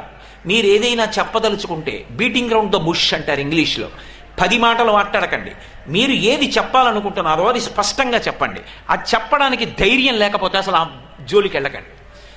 ధైర్యంతో బతకడం నేర్చుకోండి. జీవితంలో ఆ స్పష్టత ఇది ఎంతో అవసరం. దాన్నే మెంటల్లీ ఎలర్ట్ అంటారు. And one should be intellectually sharp. Intellectually sharp అన్న మాటకు అర్థం ఏమిటంటే ఆయన యొక్క తెలివి యందు సునిశ్చిత ప్రజ్ఞ ఉన్నది అని. అవగాహన యందు సునిశ్చిత ప్రజ్ఞ అంటారు. ఇది ఒక విషయం చేస్తున్నాను అనుకోండి, ఆ విషయం అలాగే ఎందుకు చెయ్యాలి అన్నదానికి నాకు అలా అనిపించింది కాబట్టి చేస్తున్నాను కాదు, అలా చేస్తే బాగుంటుంది అనడానికి ఆయన దాని మీద కొంతసేపు ఆలోచన చేస్తాడు. మీరు ఒక విషయం మీద మాట్లాడుతున్నారనుకోండి, మీరు మాట్లాడే ముందు ఒక్క 5 నిమిషాలు కళ్ళు మూసుకొని మీరు ఆలోచించాలి. నేను ఇలా మాట్లాడితే అవతల వారికి అది ఉపయోగపడుతుందా పడదా, అంతేకాని ఏ ఆలోచన లేని మాటలు మాట్లాడకూడదు. ఇంటలెక్చువల్లీ షార్ప్ అన్న మాటకు అర్థం ఏంటంటే, మీరు నాకు ఒక విషయం చెప్పడానికి వచ్చారనుకోండి, అయ్యా ఇది ఎలా చేద్దామండి అని చెప్పడానికి వచ్చారు. అసలు ముందు నేను అవతల వారిని మాట్లాడనివ్వాలి. మాట్లాడనివ్వకుండా నేనే మాట్లాడేస్తున్నాను అనుకోండి, అవతల వారు ఏదో చెప్పడానికి వచ్చారు, రేపు కళ్యాణం ఉంది కదా అండి అన్నారు. ఆయన ఏదో చెప్పాలనుకుంటున్నాడు, వీడు చెప్పనివ్వడు.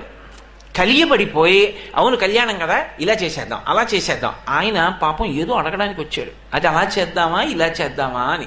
అసలు వీడు మాట్లాడినిస్తే కదా, వీడే మాట్లాడేస్తాడు. ఆయన అలా అంటున్నారు, ఇంకా మనం ఏం చెప్తాం అని యువతల వాడు వెళ్ళిపోతాడు. అలా ఉండకూడదు. ఎన్హాన్స్డ్ లిజనింగ్ స్కిల్స్ అంటాడు ఎడ్విన్ బి ఫిలిపో పర్సనల్ మేనేజ్మెంట్లో. దీన్ని ఎప్పుడో చెప్పింది మన శాస్త్రం. రామాయణంలో రాముడికున్నటువంటి one of the best trades which no human being can possess, enhanced listening skills. వానరుడు చెప్పనివ్వండి, పరమ శ్రద్ధతో వింటాడు రాముడు. విభీషణుడు శరణాగతి చేస్తే ఒప్పుకోవాలా వద్దా అంటే ఎంతమంది మాట్లాడనివ్వండి, ఇంకా చాలండి అండం.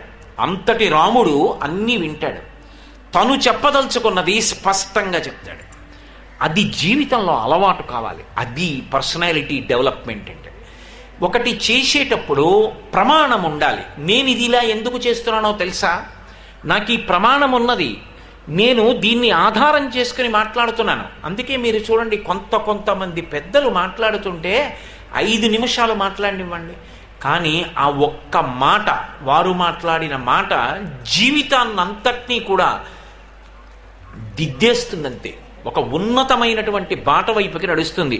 అబ్దుల్ కలాం గారి జీవితం అంతా ఒక్క మాట చేత తీర్చిదిద్దబడింది. ఒకప్పుడు తాను ఒక ఉద్యోగం కోసం ప్రయత్నిస్తే ఇంకొక ఉద్యోగం వచ్చింది.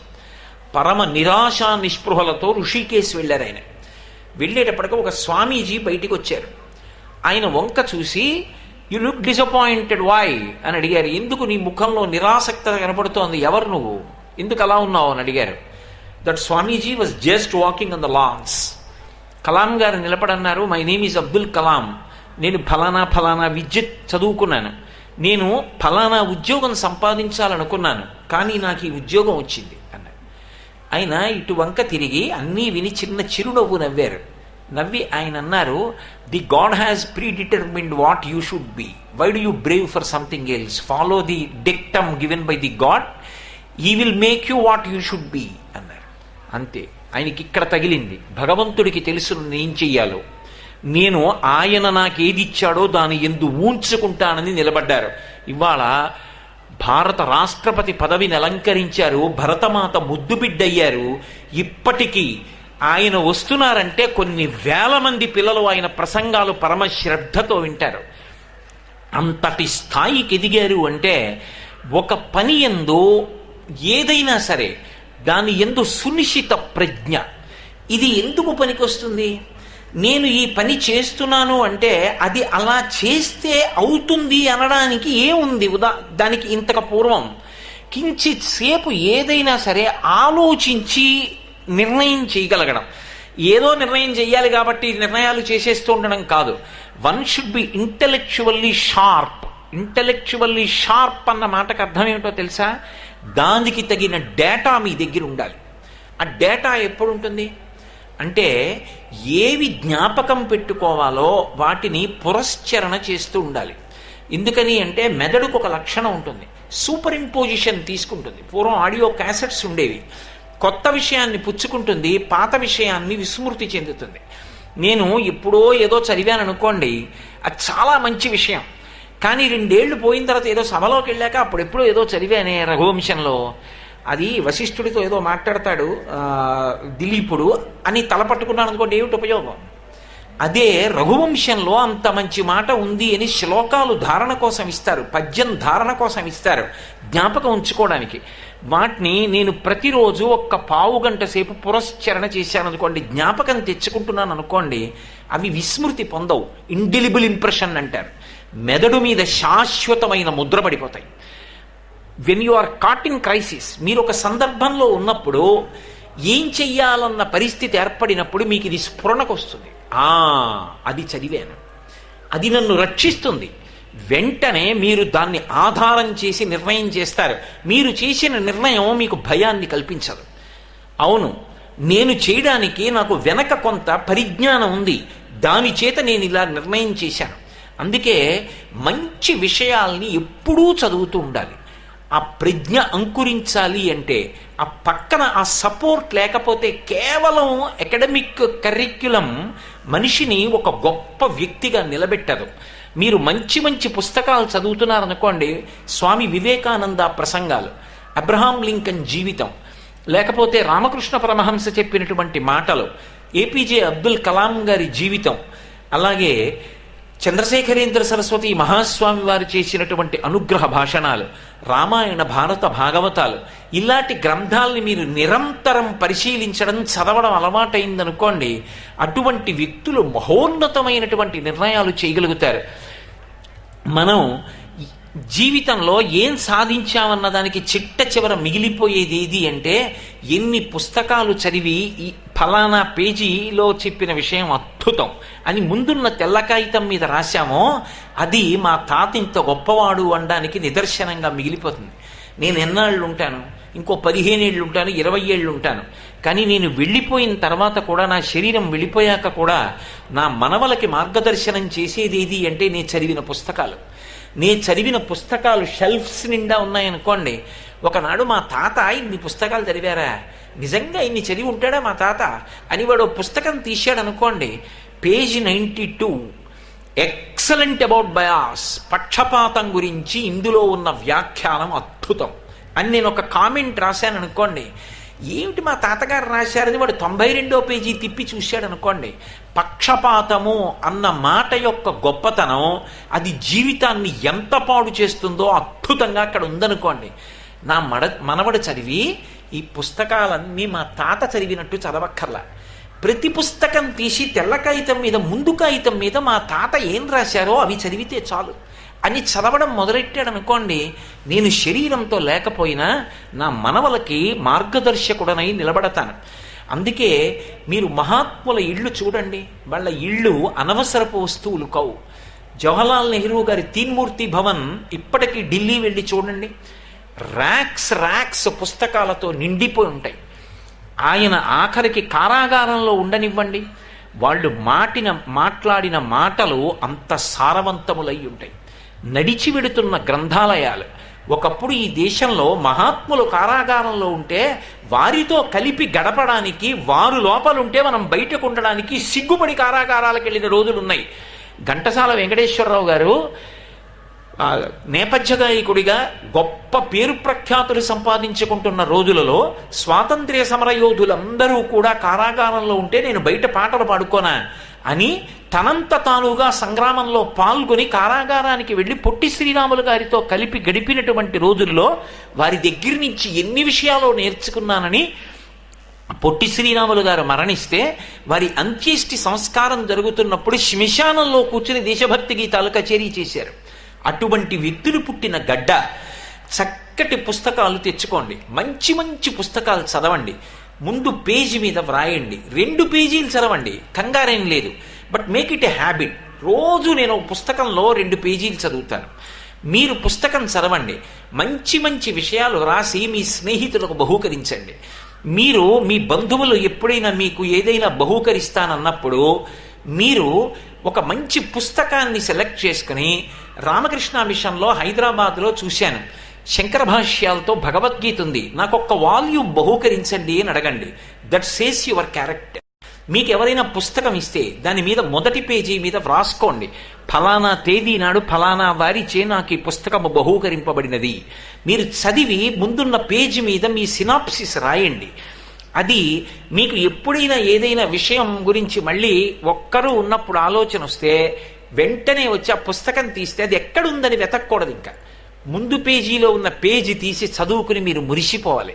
పటికి బెల్లం తిన్నవాడికి ఎలా సంతోషం కలుగుతుందో అలా మళ్ళీ మళ్ళీ ఆ పుస్తకం చదవాలి. అది జీవితంలో మంచి డేటాని మీకు ఇస్తుంది. అది మీరు మంచి నిర్ణయాలు చెయ్యడానికి కారణమవుతుంది. అది స్టోర్లో ఉండాలి.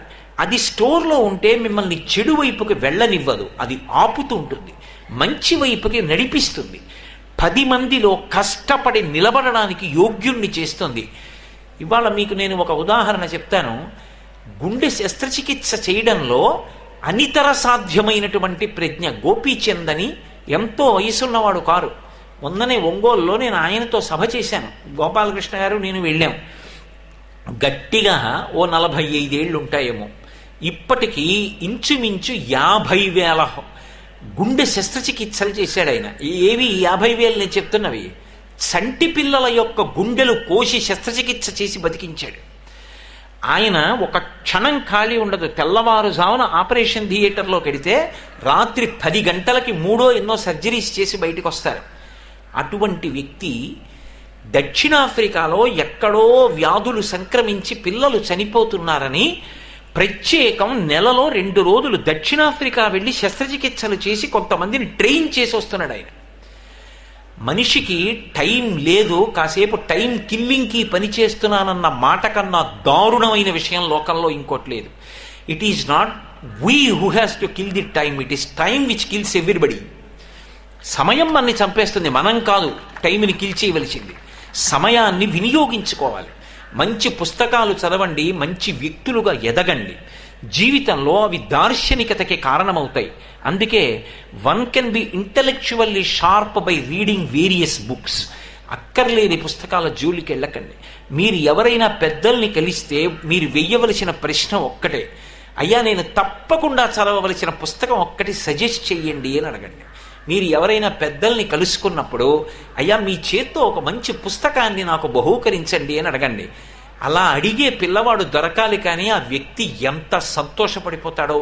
ఆ పుస్తకం నా దగ్గర ఉంచుకోవడం కన్నా చదవాలన్న జిజ్ఞాస ఉన్న పిల్లవాడు దొరకాలి. కానీ నా దగ్గరున్న పుస్తకాలన్నీ ఇచ్చేయడానికి నేను సిద్ధంగా ఉంటాను.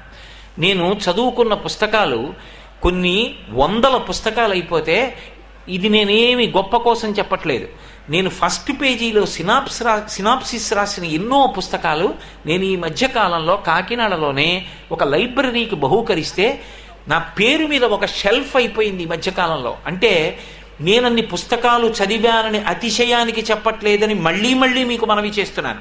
నేను ఎందుకు చెప్తున్నాను అంటే అవి మనిషికి తృప్తినిస్తాయి. ఎప్పుడు మంచి విషయాలు జ్ఞాపకానికి వచ్చి స్పష్టతతో నిలబడగలిగిన ప్రజ్ఞనిస్తాయి. అందుకే పుస్తక పఠనం అన్నది ఏ పుస్తకాలు పడితే ఆ పుస్తకాలు వద్దు, మంచి పుస్తకాలు చదవడం అలవాటు చేసుకోండి. మంచి అన్న మాటకి నిర్వచనం పెద్దల్ని కలిసినప్పుడు మీకు అటువంటి పుస్తకం ఇమ్మని వారిని అడిగి పుచ్చుకోండి. కాబట్టి one should be intellectually sharp. నేను ఇప్పటికి మీతో 3 విషయాలు ప్రస్తావించాను. మొదటిది one should be physically fit, అంటే ఆరోగ్యంతో ఉండాలి. రెండవది one should be mentally alert, అంటే అధ్యవసాయంతో ఉండాలి. జీవితంలో స్పష్టత అనేటటువంటిది ఉండాలి. మూడోది one should be intellectually sharp, విషయాన్ని ధారణ చేసి నిర్ణయం చేసేటప్పుడు దాన్ని జ్ఞాపకానికి తెచ్చుకుని దాన్ని బట్టి చేసే ప్రజ్ఞతో ఉండాలి. అటువంటి వారి వలననే దేశ సౌభాగ్యం అంతా కూడా నిర్ణయం అయి ఉంటుంది. కాబట్టి one should be intellectually sharp and at the same time he should be emotionally well balanced. అంటే ఆందోళన యందు సమతౌల్యము అంటారు. నేను ఒక్క మాట చెప్తాను, పొంగనివి పాలు కావు, అతిగా పొంగినవి ఉపయోగపడే పాలు కావు. పొంగలేదనుకోండి ఇవి పాలు కావంటారు. నీళ్ళు అంటారు, నీళ్లు పొంగవు. పొంగే లక్షణం దేనికి ఉంటుంది అంటే పాలకుంటుంది. అగ్నిహోత్రం మీద పెట్టినప్పుడు పాలు పొంగాలి. పాలు పొంగి నీళ్లలో నిప్పులో పడిపోయాయి అనుకోండి, ఆ నిప్పు నిధనం అయిపోతుంది, పాలు పనికిరావు. సరికదా, గంట సేపు కష్టపడిపోయి కడుక్కోవాలి. కానీ దేనివల్ల పనికొస్తుంది అంటే ఆ పాలు పొంగకుండా అక్కడ నిలబడి నీళ్లు చల్లి లోపలికెడితేనే పనికొస్తాయి. పొంగు ఉండాలి జీవితంలో. ఆ పొంగు ఎవరికి ఉంటుందో వాడే జీవితంలో ఏదైనా సాధించగలడు. ఒక మాట విన్నాడనుకోండి, ఒక పొంగు ఉండాలి, ఒక కుతూహలం ఉండాలి, ఒక ఉత్సాహం ఉండాలి. నేను దీన్ని సాధిస్తాను, నేను దీని పట్ల ఉత్సాహంతో ప్రవర్తిస్తాను, నేను దీన్ని ఎందుకు సాధించలేను, నేనెందుకు నిలబడలేను, నేనెందుకు అధ్యయనం చేయలేను, నేనెందుకు ఈ కార్యక్రమంలో నిలబడలేను అన్న ఉత్సాహం నాకు ఉండాలి. కానీ అదే సమయంలో అత్యుత్సాహం పనికిరాదు. నేను ఒక్కడనే చేసేస్తాను, మీరెవ్వరొద్దు అని అనకూడదు. అయ్యా ఈ పని చేయకండి అన్నప్పుడు పెద్దలు చెప్పారు కాబట్టి నేను చెయ్యను అని చెయ్యకుండా ఆగిపోగలిగినటువంటి ప్రజ్ఞ ఉండాలి. ఇలా నిలబడగలిగినటువంటి స్థితి ఉండాలి. One should be emotionally well balanced అంటారు. అంటే మీరు చూడండి, ఉద్రేక పడకుండా జీవితంలో ఎవరు ఉంటారు, కోపం రాకుండా ఎవరుంటారు. కానీ కోపం వచ్చిందనుకోండి, దానికి వశపడిపోకూడదు. కోపానికి వశపడిపోయారా ఇక నోటి వెంట రాకూడని మాటలు వచ్చేస్తాయి. ఎక్కడ వరకు అవసరమో అక్కడ వరకే కోపం. వ్యవస్థలో ఒక దోషం ఉంది, దాన్ని చక్కదిద్దాలి, అక్కడ వరకే ఆ కోపం. చక్కదిద్దడం అన్న ప్రయోజనం అయిపోయింది, మీరు ఆ కోపాన్ని విడిచిపెట్టాలి. యథోరగస్త్వచం జీర్ణాం సవై పురుషముచ్యతే అంటారు రామాయణంలో. పాము శరీరంలో కుబుసం పుడుతుంది. ఆ కుబుసం పాము యొక్క శరీరంలో అంతర్భాగం. కానీ ఆ కుబుసం ఉందనుకోండి, పాముకి కళ్ళు సరిగ్గా కనపడవు. అందుకే పాము ఆ కుబుసాన్ని ఉంచుకోదు. గరుకైన ప్రదేశం మీదకెళ్ళి శరీరాన్ని రాపాడిస్తుంది, రాపాడించి ఆ కుబుసాన్ని వదిలిపెట్టేస్తుంది. అది అచ్చు పాము ఎలా ఉంటుందో ఆ కుబుసం అలాగే ఉంటుంది, ఉండి వదిలిపెట్టేస్తుంది తప్ప ఉంచుకోదు. కోపం రావడం తప్పు కాదు. ఒక్కొక్కసారి ఒక ఉత్తమ ప్రయోజనాన్ని సాధించవలసి వచ్చిందనుకోండి, కోపాన్ని నటించాలి. నేను పూజ చేసుకుంటున్నాను అనుకోండి, పండగ, నా కొడుకులు వచ్చారు, కోడళ్ళు వచ్చారు, కూతుళ్ళు వచ్చారు, అల్లుళ్ళు వచ్చారు, మనవలు వచ్చారు, అందరూ వచ్చారు, పెద్దగా మాట్లాడుకుంటూ హడావిడిగా ఉన్నారు. అక్కడ నా పూజ సాగట్లేదు. ఒక్క అరగంట వాళ్ళు ప్రశాంతంగా ఉండాలి. అప్పుడు నేను బ్రతిమాలి అందరితో మాట్లాడితే పూజ భంగం అయిపోతుంది. కోపం నటించాలంతే. కోపానికి వశపడిపోయాను అనుకోండి, ఇంకా తర్వాత పూజ సాగదు, ఊగిపోతాను కోపంలో. అందుకే కోపం నటించాలంతే, నిజంగా కోపం రాకూడదు. నేను బయటికి వచ్చి అనాలి, ఓ నాన్నగారు ఏవో చికాకు పడ్డారు, మామయ్య గారు కోపడ్డారు, తాతగారికి కోపం వచ్చింది అని వాళ్ళు ఒక్క అరగంట ప్రశాంతంగా ఉండాలి. నేను బయటికి వచ్చి అదే పనిగా కేకలేశాను అనుకోండి, పండగకు వచ్చిన వాళ్ళందరూ చిన్నపుచ్చుకుంటారు. నేను అది అక్కడితో వదిలిపెట్టేయాలి. వదిలిపెట్టేసి సంతోషం, రండిరా ప్రసాదం పుచ్చుకోండి అని అందరికీ ఇచ్చి కలగలిపి ఇప్పుడు సంతోషంగా అందరం కలిసి గడపాలి. ఎక్కడి వరకు అవసరమో ఎమోషన్ని అక్కడ వరకే వాడాలి తప్ప ఎమోషన్స్ ఉన్నాయి కదా అని కట్టు తప్పి ప్రవర్తించకూడదు. అది గాని కట్టు తప్పిపోయిందా ఎమోషన్ అనేటటువంటిది, దానివల్ల డిజాస్టర్ సంభవిస్తుంది, చాలా ప్రమాదం. ఉత్సాహము మంచిది, అత్యుత్సాహము పరమ ప్రమాదకరము.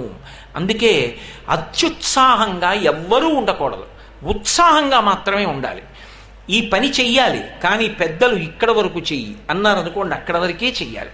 ఏదో అందరూ శ్రమదానం చేద్దామని వచ్చారు, ఒకడు వచ్చాడు, అందులో గురువుగారు వచ్చారు. ఎందుకు వచ్చారు గురువుగారు? అందరితో పాటు ఆయన శ్రమదానం చేయడానికి వచ్చారు. వచ్చినప్పుడు ఏం చేయాలి? గురువుగారు శ్రమదానం చేస్తే ఊరుకోవాలి, అంతేగాని గురువుగారు మీరు చేయకండి, మీరు చేయకండి, గురువుగారు మీరు చేయకండి, మేము చేసేస్తాం, మీరు కూర్చోండి.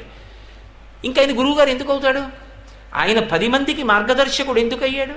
10 మందితో శ్రమదానం చేయించేటప్పుడు ఆయన శ్రమదానం చేస్తున్నాడు, ఆయన చెయ్యగలిగింది ఆయన చేస్తాడు, ఆయన చెయ్యకూడదు ఏదో ఆయనకి తెలీదా? మీరు చేయకండి, మీరు కూర్చోండి, మీరు చేయండి, మీరు చేయకండి, మీరు కూర్చోండి. అత్యుత్సాహం. నీ గాఢ నువ్వు తప్పావు, పరిమితిని దాటిపోయావు.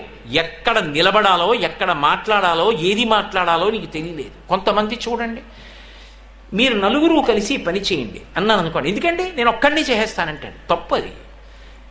10 మంది కలిసి చెయ్యవలసింది 10 మంది కలిసి చెయ్యాలి. పల్లకి పట్టుకున్నారనుకోండి, 10 మంది పట్టుకోవాలి. 100 మంది ఉన్నారనుకోండి, నాకు బలం ఉన్నా నేను ఒక్కడనే పల్లకి పట్టుకుని వచ్చేయకూడదు. 10 అడుగులు పల్లకి పట్టుకుని పల్లకి ఇచ్చేయాలి ఇంకొకరికి. అది అందరూ పట్టుకుని తరించే కార్యక్రమం. ఆకలి వేసింది అనుకోండి, అన్నం 10 మంది తింటే తింటాననకూడదు, నేను ఒక్కడిని తినాలి ఆకలి తీరే వరకు. ఏది ఒక్కడు చెయ్యాలో, ఏది 10 మందితో చెయ్యాలో, ఏది అందరితో కలిసి పంచుకోవాలో ఉద్రేకంగా మాట్లాడడం కాదు, వెల్ బ్యాలెన్స్డ్గా ఆవేశాన్ని అణచుకుని ప్రవర్తించాలి. ఇవి ఎక్స్ట్రీమ్స్కి వెళ్ళిపోయాయి అనుకోండి, అతి ప్రమాదములు వస్తాయి. దానివల్ల ఏమవుతుందంటే అలా ఉన్న వ్యక్తి ఒక్కొక్కసారి ఎంత పెద్ద పనిని కూడా అదెంత పని మనం చేసేద్దాం అంటాడు, చతికిల పడిపోతాడు, అప్రతిష్ట తెచ్చుకుంటాడు. మీకు శ్రీరామాయణంలో ఇలాంటి వ్యక్తులు కొంతమంది కనపడతారు. అంగదుడు అటువంటి వ్యక్తి. హనుమంతటి వారికి 100 యోజనముల సముద్రాన్ని దాటి సీతమ్మ తల్లి దర్శనం చేయడం అంత కష్టమైంది. అట్నుంచి తిరిగి వచ్చిన తరువాత సీతమ్మ దర్శనమైందని చెప్పగానే అంగదుడు అన్నాడు, ఈ పాటి దానికి రాముడికి చెప్పడం ఎందుకు, లక్ష్మణుడికి చెప్పడం ఎందుకు, సుగ్రీవుడికి చెప్పడం ఎందుకు, మన నలుగురం వెళ్ళి రావణాసురుడిని చంపేసి సీతమ్మని తీసుకొచ్చి రాముడికి ఇచ్చేద్దాం అన్నాడు. నిజంగా యుద్ధకాండ జరిగితే రామలక్ష్మణులకు కొన్ని కోట్ల వానరములకు రావణుణ్ణి గెలవడం అంత కష్టమైంది. అంగదుడి తరమా? కానీ అంత తేలిగ్గా మాట్లాడతాడు. వినేవాడు ఊరుకున్నాడు అనుకోండి, నలుగురు లంకాపట్టణంలో పడిపోతారు, వార్త కూడా అందదు. ఎమోషనల్, అంత ఎమోషనల్గా ఉంటాడు. ఒకప్పుడు కిష్కింధకాండలో సీతమ్మ దర్శనానికి వెడితే ఆ బిలంలోకి వెళ్ళారు. కాలం దాటిపోయింది, సుగ్రీవుడిచ్చిన కాలం. వెనక్కి వెడితే మా బాబాయ్ చంపేస్తాడు, అసలు మా బాబాయ్ నన్ను యువరాజుని చేసిందే చంపేయడానికి, మా బాబాయ్కి నేనంటే ఎప్పుడూ ఇష్టం లేదు, అందుకని చెప్పి మనం ప్రాయోపవేశం చేసేద్దాం, ఇక్కడే పడిపోయి చచ్చిపోదాం. మీకు సమాజంలో ఇప్పటికీ కనపడుతూ ఉంటారు. ఇవాళ స్నేహం చేస్తాడు, ఎక్కడ దోషం ఉందో దోషం ఒక్కటే మాట్లాడాలి, అంతేకాని ఒక్క దోషాన్ని అడ్డుపెట్టి స్నేహాన్ని చంపేసుకోకూడదు. దోషం లేనివాడు ఎవరుంటాడు? స్నేహం చేయడం గొప్ప కాదు, స్నేహం నిలబెట్టుకోవడం గొప్ప. కిందటి ఏడాది వచ్చి రామాచారి గారు నాకు చాలా ముఖ్యమైన మిత్రుడండి అని, వచ్చే ఏడాది మళ్ళీ నేను వచ్చాను అనుకోండి, రామాచారి గారు ఏరండి అని మీరు అడిగారు అనుకోండి, అబ్బే ఏదో అనుకున్నాను కానండి, ఇప్పుడు నేను ఆయన మాట్లాడుకోవట్లేదన్నాను అనుకోండి, ఆయనది కాదు, తప్పు నాది. ఎందుకని అంటే స్నేహము అంటే కాపాడుకోవాలి. రామాచారి గారిలో అన్ని గుణాలు ఉండవు, ఏదో ఒక బలహీనత ఉండొచ్చు, కానీ స్నేహితుడంటే కోడిపెట్ట పిల్లల్ని కాపాడుకున్నట్టు ఒక్కడే ఉన్నప్పుడు అందులో ఉన్న లోపాన్ని గమనించి దిద్ది స్నేహితుడి యొక్క ఉన్నతిని చూడాలి. ఆయనలో ఉన్న మంచి 10 మందిలో చెప్పాలి తప్ప ఏదో ఒక్క దోషం పట్టుకుంటే, ఏదో పొరపాటు జరిగింది అనుకోండి, ఎవరో ఇంటికి బంధువులు వస్తారు, ఏదో చెప్పిన మాట వినలేదు, ఇంకక్కడి నుంచి వ్యతిరేక కోణం మొదలెడతాడు. వాళ్ళు ఎప్పుడు అంతే అని మొట్టమొదటి నుంచి ఏవేవో ఏవేవో ఏవేవో చెప్పి నింద చేస్తాడు.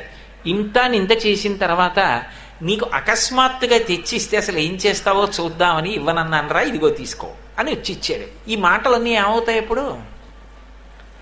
అది అత్యంత బలహీనత. One should not be emotional. ఈ ఎమోషన్స్ ఏమైపోతాయంటే ఒక్కొక్కసారి చిన్న చిన్న విషయానికి చచ్చిపోతానంటాడు కూడా. పరీక్ష ఫెయిల్ అయ్యాడు, చచ్చిపోతాను, అదే పరిష్కారం. అబ్దుల్ కలాం గారు అందుకే డిఫైన్ చేశారు, ఫెయిల్ అన్న మాటకు అర్థం ఏమిటి అంటే ఫస్ట్ అటెంప్ట్ ఇన్ లెర్నింగ్ అన్నారు. అది మొదటి ప్రయత్నం నేర్చుకోవడానికి, కుదరలేదు ఒకడికి, రెండో ప్రయత్నంలో నేర్చుకున్నాడు, ఒకటి మొదటి ప్రయత్నంలో సఫలీకృతుడయ్యాడు. It's a first attempt in learning. What an excellent definition. Optimistic view అంటారు. అలా కాకుండా అమ్మ కొట్టింది, ఏట్లో పడిపోయాడు, నాన్నగారు కొట్టారు, రైలు కింద తలకాయ పెట్టాడు, టీచర్ గారు దెబ్బలాడారు, కొండెక్కి కిందకి దూకాడు. ఇంకా ఎవరైనా లోకంలో అందంగా ఉంటే మనం ప్రేమించేయడానికే, మరి కన్నవాడి కింద ఆశలు ఉంటాయి. వీడు ప్రేమించేసేట, ఆ అమ్మాయి ఒప్పుకోలేదట, యాసిడ్ పోసేస్తట, లేకపోతే 5వ అంతస్తెక్కి దూకేస్తట. ఏమిటి ఆఘాయిత్యం, ఏమిటి అర్థం లేని జీవితం. ఇంత ఎమోషనల్ ఫెలో జీవితంలో ఏమిటి సాధిస్తాడు? How can be a setting example to his children? How can he be a setting example to his neighbours? ఒక మంచి భర్త ఎందుకు అవుతాడు? ఒక మంచి అన్నగారు ఎందుకు అవుతాడు? ఒక మంచి గురువు ఎలా అవుతాడు? ఒక మంచి ఉద్యోగి ఎలా అవుతాడు? ఇంత ఎమోషనల్ ఫెలో. ఏది కంటికి కనపడినవన్నీ తనకు కావాలన్నవాడు. అదో గొప్ప సౌందర్యం, అభినందించి ఎందుకు వెళ్ళిపోలేవు? ఆ అమ్మాయితో జీవితాంతం స్నేహం చేసి ఇటువంటి ఉత్తమురాలు నా స్నేహితురాలని నేను జీవితాంతం స్నేహం చేస్తానని ఎందుకు అనలేవు? అది ఎక్కడి నుంచి వస్తుంది అంటే నేను ఇందాక మీకు చెప్పానే, మంచి సంస్కారము నుండి మంచి ఆలోచనలు వస్తాయి. అది వ్యక్తిత్వ వికసనం అంటే. అంతేగాని వ్యక్తిత్వ వికసనం అంటే క్లాసులు వింటే వచ్చేది కాదు, జీవితంలో అనుష్ఠానంలోకి తెచ్చుకుంటే వస్తుంది. So one should be emotionally well balanced. అలాగే ఏదైనా చిన్న కష్టం వచ్చిందనుకోండి, తను అయిపోతుంది అనుకున్నాడు, అవలేదు, నేల పడిపోకూడదు మృత్పిండంలా. అప్పుడు మట్టి ముద్ద అంటారు. మట్టి ముద్ద నేను చేత్తో పట్టుకుంటే జారి నేల మీద పడింది అనుకోండి, నేలను అంటుకుపోతుంది. బంతి చేతిలోంచి కింద పడింది అనుకోండి, పైకి లేస్తుంది. మనిషి బంతిలా ఉండాలి. అంతేకాని ఏదో జీవితంలో ఒక విషయంలో సాధించలేకపోయాడు అనుకోండి, బెంగ పెట్టుకుని నేల పడిపోకూడదు. మళ్ళీ ఉత్సాహంగా లేవాలి. అనిర్వేద శ్రియోమూలం అనిర్వేద పరం సుఖం అనిర్వేదో హి సతతం సర్వార్థేషు ప్రవర్తక కరోతి సబలం జన్మో కర్మయత్తత్ కరోతి సహ తస్మాద్ అనిర్వేద కృతం యత్నం చేష్టేహేముత్తమం అంటారు. 26 సంవత్సరముల పాటు తన శరీరం ఎంత పొడుగో అంత పొడుగు కూడా లేనటువంటి గదిలో కారాగారంలో ఉన్నాడు మహానుభావుడు నెల్సన్ మండేలా. 26 ఏళ్ళు పగటి పూట వ్రాస్తే తీసుకుపోతారని రాత్రిళ్ళు మిణుకు మిణుకుమన్న దీపంలో కాగితాలు ఇవ్వరని చిన్న చిన్న కాగితం ముక్కల మీద చిన్న చిన్న అక్షరాలతో ఏదో వ్రాస్తున్నాడని అనుమానం వచ్చి విపరీతమైనటువంటి వెలుతురు ఎండ ఉన్నప్పుడు తీసుకెళ్లి రాళ్లు కొట్టిస్తే దృష్టి పోయింది. పొడుగ్గా చాపుకు పడుకోవడానికి గది సరిపోదు. 26 ఏళ్ళున్నాడు ఆ గదిలో ఆయన. A long walk to freedom అన్న పుస్తకం రాసుకున్నాడు చిన్న చిన్న కాగితాల మీద. మొక్కవోని ధైర్యంతో నిలబడ్డాడు. మహాత్మా గాంధీ గారు ఎన్ని ఉత్థాన పతనాలు పడ్డారు జీవితంలో, అయినా సరే జాతిపిత అనిపించుకుని స్వాతంత్ర సంగ్రామంలో దేశ ప్రజలకి మేలు చేసి ఇవాళ స్వతంత్ర భారతావనిలో మనం బ్రతికేటట్టు చెయ్యగలిగారు. మహాత్ముల జీవితాలు వడ్డించిన విస్తరికావు. ఎంతంత కష్టం వచ్చినా నేల పడిపోలేదు. ఒక్క క్షణం నిర్వేదం పొందినా మళ్ళీ ఉత్సాహాన్ని పుంజుకుని ముందుకు వెళ్ళారు. దానికి ఆలంబనం ఎక్కడ దొరుకుతుంది అంటే మహాత్ముల జీవితాలు పరిశీలించాలి, మంచి మంచి పుస్తకాలు చదవాలి. ఒకప్పుడు అబ్దుల్ కలాం గారు షార్ నుంచి ప్రయోగించినటువంటి ఉపగ్రహం ఫెయిల్ అయితే ఎన్ని వెటకారాలాడారో, ఎన్ని రకాల వ్యాసాలు వచ్చాయో, ఎందుకో పనికిరాని శాస్త్రవేత్తలు అని ఆయనే వ్రాసుకున్నారు ఒక పుస్తకంలో, వింగ్స్ ఆఫ్ ఫైర్లో.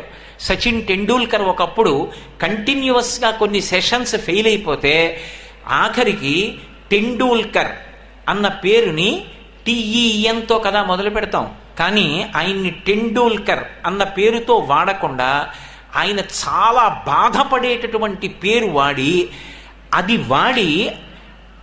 ఆ పేరు పేపర్లో కనపడిన నాడు జీవితంలో నేను ఎంత బాధపడ్డానో అని రాసుకున్నాడు. అటువంటి వ్యక్తి బ్యాట్తోటే సమాధానం చెప్తానని నోటితో చెప్పకుండా కఠోర పరిశ్రమ చేసి టెన్నిస్ ఎల్బో వచ్చి సర్జరీ మీద సర్జరీలు చేస్తే ఆఖరికి ఆపరేషన్ చేస్తూ తెలివొచ్చిన తర్వాత మేము అనుకున్నది ఒకటి, లోపల ఇంకొకటి ఉంది, మళ్ళీ సర్జరీ చెయ్యాలంటే ప్రాక్టీస్కి దూరం అయిపోయి నిద్ర పట్టక లాంగ్ డ్రైవ్స్ వెళ్ళి కష్టపడి సాధన చేసి మళ్ళీ బ్యాట్ పట్టుకుని టెండూల్కర్ పనికొచ్చేవాడే అనిపించుకోవడానికి ఎంత పరిశ్రమ చేశాడో. ఆ పుస్తకాలు చదవండి, చదివితే ఓ కింద పడిపోవడం అన్నది జీవితంలో ఎప్పుడైనా ఉంటుంది. అన్ని వేళలా సక్సెస్ ఉండదు, కానీ పడినా లేచి నిలబడ్డం చేత కావాలి. అంతేకాని చిన్న విషయానికి కింద పడిపోతే మృత్పిండంలా నేల మీద పడిపోయి బెంగ పెట్టుకోకూడదు. అది one should be emotionally well balanced and at the same time one should be spiritually elevated. ఆధ్యాత్మికంగా పురోగతిని నిరంతరం సాధించాలి.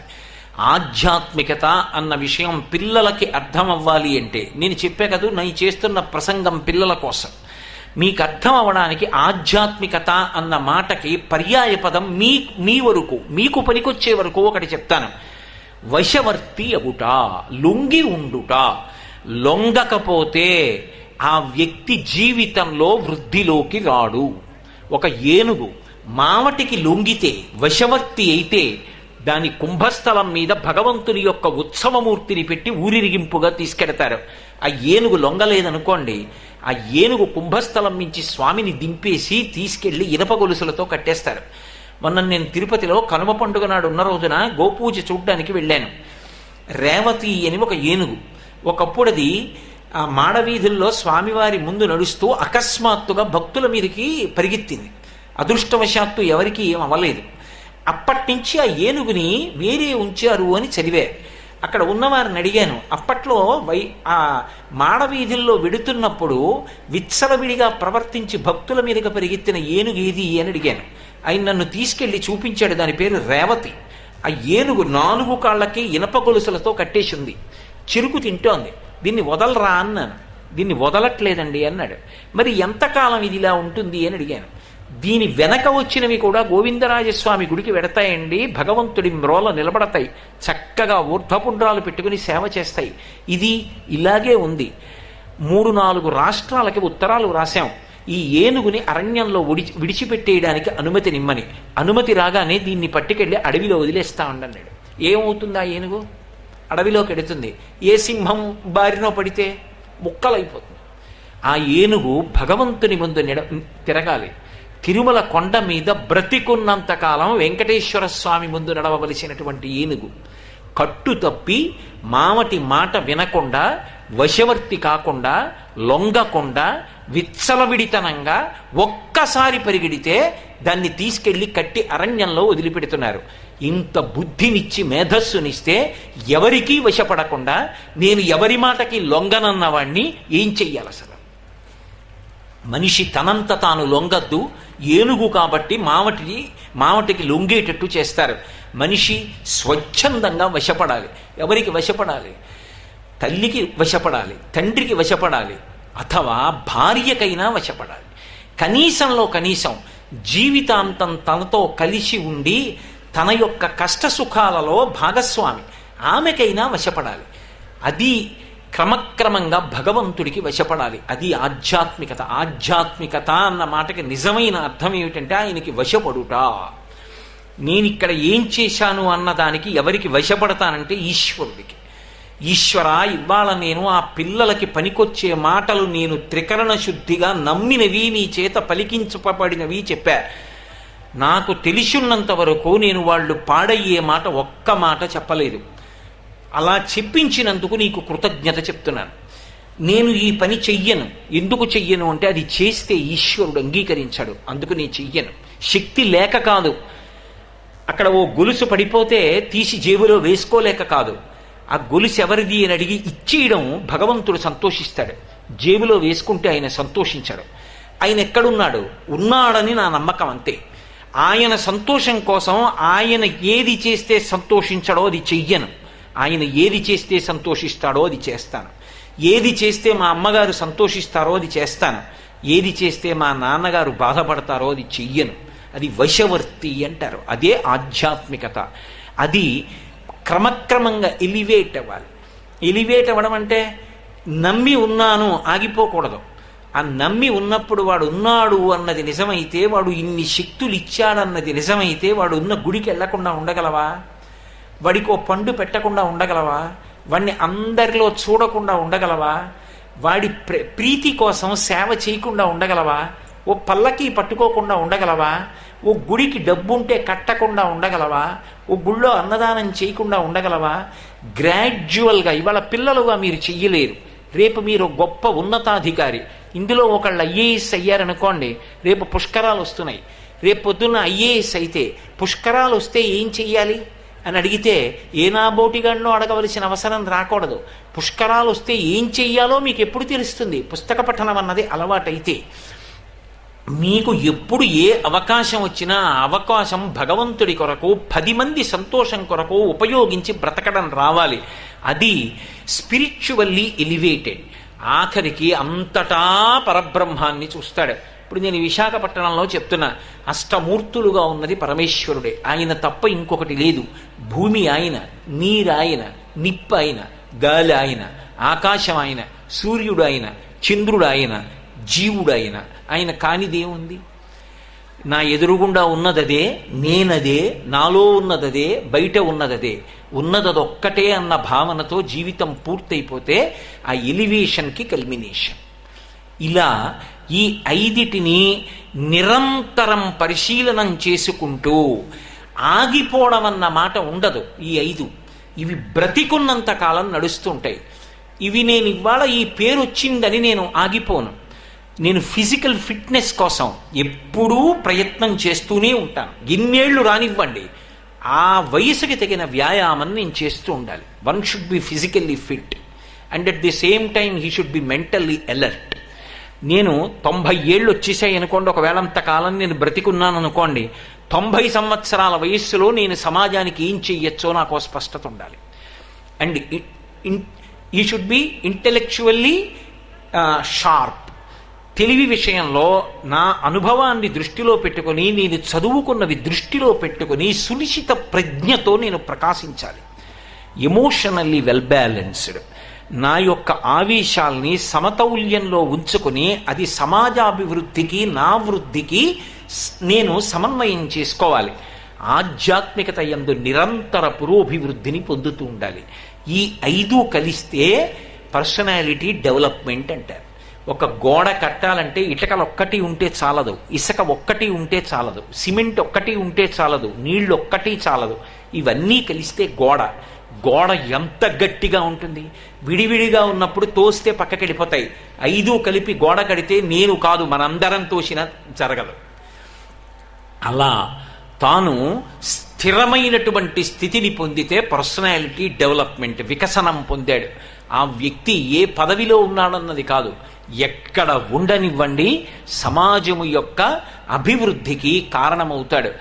భగవంతుని యొక్క నిర్హేతుక కృపాకటాక్ష వీక్షణముల చేత రండి రండి రండి అని పిల్లలందరూ ఇంత ప్రేమగా పిలిచినందుకు మీ అందరికీ కూడా నేను పరిపూర్ణమైన హృదయంతో ఆశీర్వచనాన్ని అందచేస్తూ భగవంతుడు మీ వ్యక్తిత్వ వికసనానికి ఇతోధికంగా తన విభూతిని కటాక్షించాలని, మీరు జీవితంలో బాగా వృద్ధిలోకి వచ్చి సమున్నతమైనటువంటి పదవులను అలంకరించి ఈ దేశానికి పేరు ప్రఖ్యాతులు తేగలిగినటువంటి గొప్ప వ్యక్తులుగా తీర్చిదిద్దబడాలని, ఆ విషయాలు విని మేమందరం ఎంతో సంతోషించాలని, అటువంటి గొప్ప అనుగ్రహం మీకు కట్టపెట్టమని నేను త్రికరణ శుద్ధిగా సాంజలిబంధకంగా నేను నమ్ముకున్నటువంటి పరమేశ్వరుని పాదార విందములకు శిరస్సు తాటించి నమస్కరిస్తూ, ఇంత ప్రేమతో పిలిచినందుకు, ఇంత ఆదరించినందుకు పిల్లలకి ఆశీస్సులు, పెద్దలకి కృతజ్ఞతలు ఆవిష్కరిస్తూ స్వస్తి.